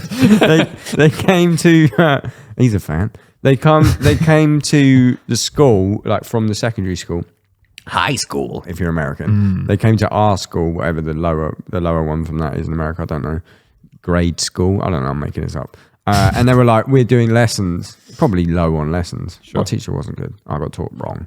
But I had the benefit of being taught wrong enough that when I went, not wrong, but like technique was terrible. Okay. When I got taught properly later on, I was like, oh, remind me to never ever teach like that when I go to do it. No offense to the guy. I was probably a shithead kid as well. But they came to our school and were like, we're doing guitar lessons and drum lessons at the secondary school. Okay. And then in my head, I was like, drums is pretty cool. I better be able to get girls if I play the drums. That's what you thought? Yeah, Oh, definitely. How did that go? That's done all right, actually, to be fair with you. Not in any kind of creepy way, but there's a girl upstairs. It's my girlfriend. Before Oh yeah, that sounded. It didn't sound creepy at all until you said that. It went from not creepy to the most creepy shit. You know what? It was like my initial thought was like, oh, I'll do that. That'll be a way to be cool and get girls. Okay. Which I think actually I tell that story and I say to get girls, but I think it was just like that seems cool, but it's a less funny story. Sure. And then like I sort of just fluffed along with it for a while, and then I heard like rock music, and I was like, wait, I can kind of do that already. And then that was it. I was like, I'm in. Yeah, I guess that was kind of similar for the transition to like rock metal for me, because I didn't grow up playing rock metal or anything like that. But when I first heard metal, I was like, because I was one of those like kids, dude, where I was like, I could read and write drum music by 6. Yeah, I can imagine, mate. You don't have to sell me on this. I know so you're lame. No, it's not. That's cool. Cool these days. Okay. At the time, probably fucking absolute nerd shit. And Kick him about the school. Oh, little Beethoven. Ginger as well. Fuck you, Ginger Beethoven. That's it, yeah. Now look at you. Well, yeah, I guess when I first heard metal, I was like, okay, I understand the theory and I understand exactly what they're doing, but I've never heard it arranged like this, and that's really cool. Do you remember what it was? Yeah, Between the Buried and Me's Alaska. I was like, whoa, that's late. Ain't it, dude? I was like, I heard it and I was like, what were you listening before that? Goo Goo Gaga shit. Yeah, dude, just straight up Goo Goo Gaga. Teletubbies theme. Yeah, dude, like notated Teletubbies theme. What were you listening to before though, genuinely? Like a lot of Sting and Police, like some Latin percussion stuff, like Vinny things Sting. like that. Yeah. Oh, yeah. That's why he's good, motherfuckers. A lot of that stuff was what I grew up on. And then, 7 days. Oh, baby. And but those live videos of it. Sorry, I'm interested. I'm glad we're vibing. Now, when I first heard Alaska by Between the Buried and Me, I was like, okay, like these look like, these are cool groupings. This is like, it's got a cool flow. But the minute the screaming started, I was like, I don't know what's going on now. Like, it's too much. But I kept going back to listen to, it's like I maybe got like a 30-second intro or something. I kept going back to listen to the intro because I loved that. And then after a while, I'd just kind of leave it on. I'd always turn it off when the screaming started. And then after a while, I'd be like, just leave it on. And then after a while longer, I'd be like, oh, there's some cool stuff here as well. And then it just was, well, I'm still doing it now. So I fucking deep dived. I think that's fucking cool. Yeah. I think a lot of people are like that. That's why the bands with the choruses that are singing, but the screaming in the verses, they do so well because it's like gateway shit. Yeah. Sure. Yeah. I mean, I fucking hate it, but it's gateway. I don't hate Between the Buried and Me, but like when it's like, I don't hate it really. I hated it. There was that era of it just being really cookie cutter. Like the chorus has to be sung, the verses has to be screamed. Yeah, it was a bit carbon copy. The chorus was never ever like. Well, I can't hate that too much because I think that's what kicked our career off. Because we got roped into that. That's probably why you hate Oceans. Do you still? Yeah. All right, we'll get there. Just drop it now. Your face, though. Just drop it. Come on. Just drop it. No, I mean, you've said that you don't like Oceans, but look, I think... I never said I hate it. Okay. That's just not... Did I say that then? I think you said you didn't like... You said that's why you hate Oceans. Oh, cool. I didn't... No, I don't control my words. The mask dropped. No, I think if you're judging us on like older stuff, then I'm totally with you. Yeah, exactly. That's probably what I've done. Because like when I hear that stuff now, I'm like, oh man. And I've never checked it out past that stuff. And I was such a different person and drummer back then. Like I was trying to show off. I wanted to show people like, look, I can do loads of shit on drums, and I was forcing shit in I didn't need to put in because I just wanted to I just wanted to show off. I don't think it was the drums that put me off. I definitely think it was the singing. Okay. Well, either way, it was like an era back then of like, I don't think anyone wants to be judged on who they were when they were like 16. Oh, you know what I mean? No. But when we wrote Clocks, which started our career, I was 15 when we wrote 16 in the video. Like I was just a kid, dude. Really? Yeah, I didn't know that. I'll have to check that out again. But like, don't check out. It's Gaga. But like, the older stuff, some of the songs did quite well, but when we talk about live sets, I'm like, I do not want to play these songs. Like they're just, I don't like them. Yeah. I don't want to play them. But we've recently undergone some changes anyway. I guess if the song's out by now, sorry, if this episode is out and the song's out, people already know. But you know, we've undergone some changes. We've parted ways with 2 of 5 members, and we've moved forwards with a different vocalist. We've gone down to a 4-piece, and we've like kind of reformed that sound and stuff. And you actually know the vocalist. Who is it? Silent Screams Joel. I love Joel. Yeah, and you've never heard him sing. I've never heard him sing. If that man can sing, That let me man- tell you about That man can man's- sing. the amount of penis work that man's going to have to be doing. Jesus Christ. I'm sure that he's man got a can kid. I'm sure he's got a missus, but fuck He's me. got 2 That's kids. a good looking guy. If you tell me that He's guy can very sing, attractive. He's very attractive. No, dude, he can fucking sing really, that's why really he was at well. your studio the other day. We were on the tracking this phone song. and he was there. I was like, what's he up to? So, well, I record he's in a hardcore band as well called Spitting Teeth. I record them as well. I can't remember if he was doing that or Oceans, Oh, right. but yeah, dude, like it's not like I guess like the sort of like singing you was describing where it's more like, you know, commercial sing and then mad scream. Yeah. His singing is very like it's very emotive, it's very heartfelt, it's very gritty and grungy. See, I like that. I like your I think- loaves, your spirit boxes, I like a singer, but there was that time of metalcore where it was like, this is the chorus, and now this is the verse. And I'm like, I'm fucking out. I know that song. Yeah, exactly. Yeah, It's every so- sing- I was about to fucking name drop some bands there. So Side note, SM7B, what a nice fucking growl that was. That's just the chorus. No, that's the verse. Sorry. no, you fuck that. Carry on. That's why I'm not a singer. I want to play the song. You play me a song after this. Yeah, but it'd be so cool if I could play You could the have sent song. me it earlier. I could have asked. And for it then we earlier. could have Yeah, that's a good podcast. we could have shit. another pee break. I could play the song, then we could resume. Because maybe then you'll be like on the podcast, like, I like Oceans. I can do that for you, Simon. We're gonna Simon. We're gonna take a break and listen to this song. Simon, I think you have great hair. Right, we're back. We listened to it. It was terrible. I don't know what he's fucking talking about. No, it was good. Joel's good. You can no right. I want you to be dead ass though, Well, the thing is that I now because it's different when you're in the room with me. Are you gonna say like, no, I really didn't vibe it? I want you to say, if you didn't vibe it, I want you to say you didn't vibe it. no, I prefer him so much to the other guy. Like, but not only that, there's like loads of you on that, like the intro, the outro, the breakdown. I'm assuming like Yeah. the patterns. And since watching 40 Roll and then your solo stuff, I'm like, I'm a Chris Turner fan. So now it sounds more like Chris Turner with a better singer. I'm like, yeah, I'm in. Interesting. Name still sucks. No, I'm not like obviously I don't want to I'm not saying anything bad about previous members. It's just like the progression, isn't it? For me it's like at the time we loved exactly what we were doing, but it just didn't work out anymore for anyone. It wasn't good for either party. So it feels like a good progression for everyone here, but like for how I feel right now and my taste right now, like I'm so stoked on that new song, dude. I'm happy for Mad Joel as well. And also that bit that I made you replay. The little blast section. It's actually the bit after the blast section. It's the feet after. Oh, yeah, okay. Yeah. Like, you wonder why people think you're fake. It's literally insane. It's a group of 10, I think. Yeah, it's just a group of 10. It's just a group of 10 at fucking 50 billion BPM. That's all. With those samples played as hard as a fucking jackhammer. I think it's 140. I think it's 140. It's either 130 or 140. I can't remember. So it's, to you, it's 30-second note triplets. To me, it's 30-second notes, not It's- triplets. 30-second notes.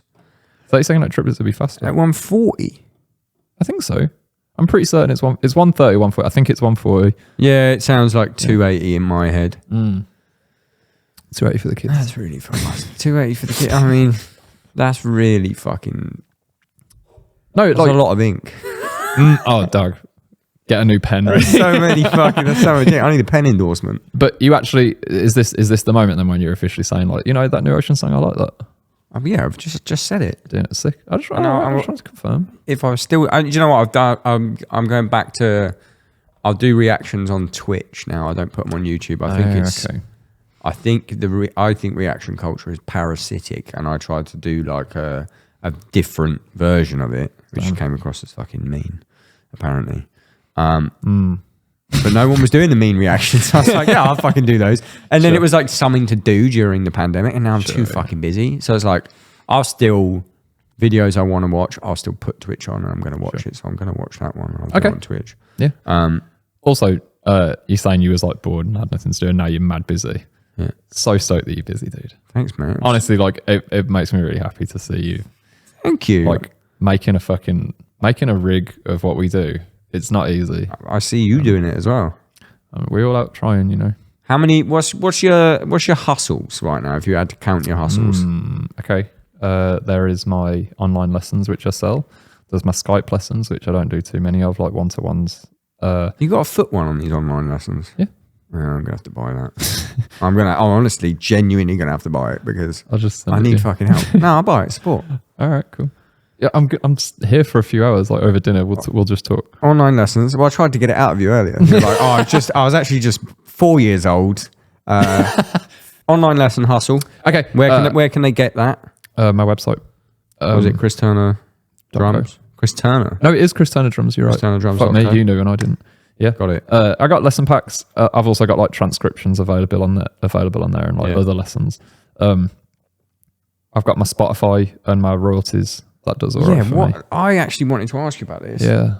I do. No, you're not splitting that with anyone. That's just raw dog straight to the Chris dog. Yeah, it's nice. Let me fucking. Yeah, if anyone's watching this and you like what I do, streaming my shit helps. Thank you so much. Like 30,000 monthly listeners for just a guy. I mean, I get like look at some of the plays, like 1.6 mil, 1.4 Yeah, mil. like that. Like, If you no helps. label, no nothing. Yeah, you're making money there. yeah. So I got my Good for you. I'm happy for you, bro. Thank you, dude. You deserve it. I need to finish my thing because I'm getting distracted. We're good. We're brain good. scan's gonna fucking pull up some stuff. I'd have like a big like explosion right now. Yeah. If anyone's watching this that does brain scans, by the way, I've tried to find someone that would do this video with me and everyone said no. I had one person say they'll do brain scans for me, but not when I'm playing drums, and I want to see the brain activity when I'm playing. So Is it like electrodes on the head, or is it like you need to put a CT scanner over your body? I mean, I don't know shit about it. That's why I need someone to help me. But I think they can just put a rig on my head. But I think the issue with it is like having a kit in there. But like if anyone's like does brain shit, you know, hit me up. Hit up the brain man about your brain shit. Yes. Skype lessons, lesson packs online, my Spotify, my YouTube, my merch store, drum shows make me quite a lot. Writing drums and recording drums for other bands. I know there's going to be more. I think when I normally count, it's up between 8 and 10. You got merch. I think I said merch store. Did you? Oh, you did say merch Yeah. store, yeah. I've got between like 8 and 10 revenue streams now, and none of them are necessarily strong enough on their own for a living, but combined they're definitely strong enough. Yeah, I had a little like epiphany about my hustles where I was like, if I can make 5, what did I do the maths on? I think it was like, if I can make 5 hustles, make $20 a day or £20 a day. Yeah, that's it then. That's 75 grand a year. That's it, yeah. Like, and I was like, that's my 2024 thing. I was like, I can fucking easily do that. I think the thing that people don't consider as well is they talk about like what they make on a day rate at their job, but then they work a 4-day week or a 5-day week. But like, you know, my Spotify, my YouTube is every day of forever, you know what I mean? Yeah. Like, and things like that do offset it. But for me, it's like the random jobs offset it. Like I got a mad job in last week, dude. Yeah. Unbelievably mad job. Yeah. Like paying so high. TBH though, you fucking deserve it. Oh, thank you, dude. You've been grafted since you were fucking 4. And I bet you didn't get paid good money until like relatively recently. I've only ever started getting like and being like, oh wait, I deserve this. Yeah, dude. I mean, I toured for over a decade. My first at least 3 or 4 years, I was in debt. Like touring was costing money, and then after that, it wasn't making money; it was breaking even. And you know, I did that with this originally. Yeah, it's mad. I got a 9 grand credit card, and I was like, during the pandemic, I was like, and I'm just gonna fucking give this a go. You want to know something I found interesting? Have you noticed that people don't want to know when you at that stage, but then when you're at a stage where you're like, oh, Chris, how come you got 3 cars or whatever? How come you've got this? How come you're doing that? Like then they're like, oh, I'm so proud of you for like doing this. But when it was tough and you needed the support, they were like, dude, maybe it's time you just like get a job and do this. Yeah. I really want to stress, not everyone. Certain but people. There's definitely people that like really look down on you. Yeah. And then you were probably putting your fucking stuff in their swimming pool, to be fair. But no, I fully feel that. And you know what though? I feel the other way as well. there's the day ones as well. I like sometimes if I post something that I'm proud of, successful wise, I'll have like someone drop off the Patreon and then they'll leave a thing saying like, "Oh, he's doing all right now, so he doesn't need my support." And I'm like, "Oh, interesting." I didn't expect that. With all due respect, I really fucking need your support. That's interesting. The nice thing came from your support. Please continue to give me the support. And I can't remember what it was. I posted one thing and like I wouldn't, if it was one person, I wouldn't say anything. But it was like 2 people dropped off the Patreon. It was when you got your new car. Was it my car? Yeah. Fucking doxing me with my car. It's not even that nice. Matey boy here's got 3 cars. It was 2 right now. It was only 2 It was right my now. car. It's the only time I've ever bought myself a nice car in my fucking life, and it's on finance, so I'm fucking paying per month. But I posted it, and there was a bunch of DMs, and then there was a bunch of 2 people left the Patreon, and I was like, "Oh, I'm just never going to post that again." Fair enough. Would you rather I was starving and poor? I'm fucking starving. Yeah, dude. I flew in today. I had like a hungry flight. I was promised food on arrival. I had a cereal bar. Deliveroo, your order's on its way, so we should wrap this up. 8 minutes. Oh, okay. What else? What we got left? That's it. We've done it. We're talking about nice things still. Well, go on. Go on. What do you want? Like, I don't know. I had loads of things, and now I don't have anything because of this situation. We don't. The food can sit on a table. It doesn't matter. Nah. I think the only other thing I have to say is like, there's definitely the day ones as well. There's the people that have been like, you got to do this no matter what. Yeah. And then even everyone has the moments, even in recent times, when you're like, what am I doing? And then there's still the people still there saying, dude, come on. Like I got a few boys, I got a few family members, and like, I owe them so much for that. Yeah. You know what I mean? Like that shit's like insane. I was having a like one of those crises at the beginning of this year. I was just like, they come in waves. I was like, am I fucking doing this, or does everyone hate? I had a full like, does everyone actually fucking hate me? Is like, because right now everything's going pretty well, but I just can't enjoy it. So I was just is everything about to fucking crumble? This year is like last year the podcast did the best it's ever done. Is it going to fuck up this year and all this shit? And I was super self-doubtful, and I was coming back from being down south, and I was driving back. We stopped at a services, and we were in a line to get Costa, and I know shitty coffee, but we were in a line to get coffee, and this guy, Mick, his name was, came up to me and was like, "Oh man, love the YouTube channel." And I was like, "Oh, sit." And he worked for like this PGA golfers YouTube channel. He's like, "Oh, I love your edits and stuff." And I was like, "Oh, that made me feel really fucking nice." Then I got to the counter, and the guy behind the counter went, "Are you in Stray from the Bath?" And I was like, "Oh yeah." And I was like, it was like the perfect moment. Noah, his name was.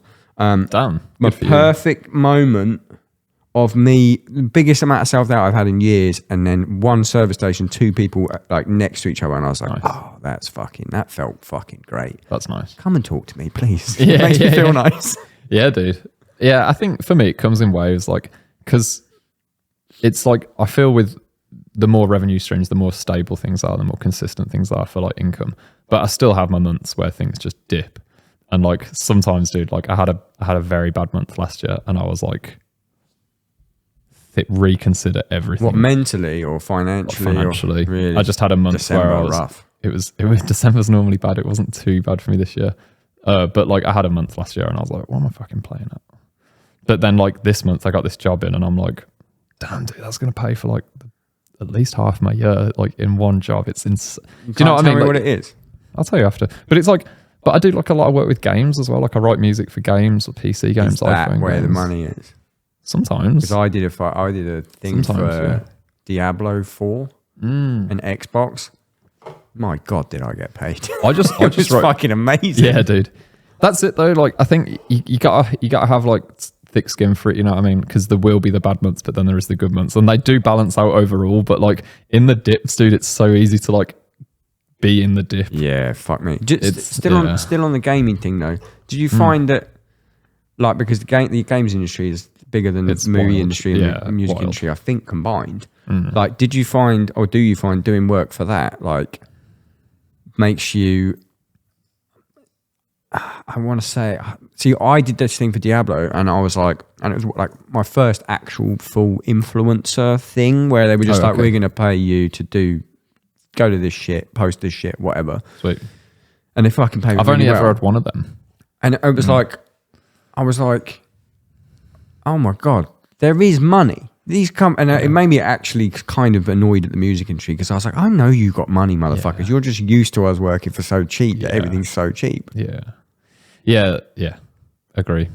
Yeah, because Strong I can agree. imagine what I pay for music is Strong fucking agree. crazy as well. I mean, I had a moment with one game where I wrote them 4-track.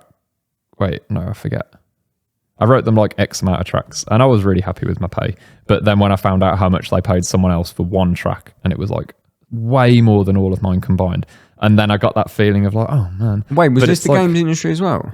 Yeah, that was in the games. Motherfuckers, But they it's are like- cheaping out. They are. I thought maybe they just paid really well. I mean, that's like a hindsight thing though, because at the time with what I did and what I got, I was incredibly happy with. It was only when I compared it to what someone else got that then I was unhappy with it. So in hindsight, I'm super grateful. I'm happy with it. But I guess it just made me reform my price for the next one. But like I've done some where I've been like, dude, this is fucking sick. Are you annoyed that you didn't get food on arrival? It's only just registered that you said that.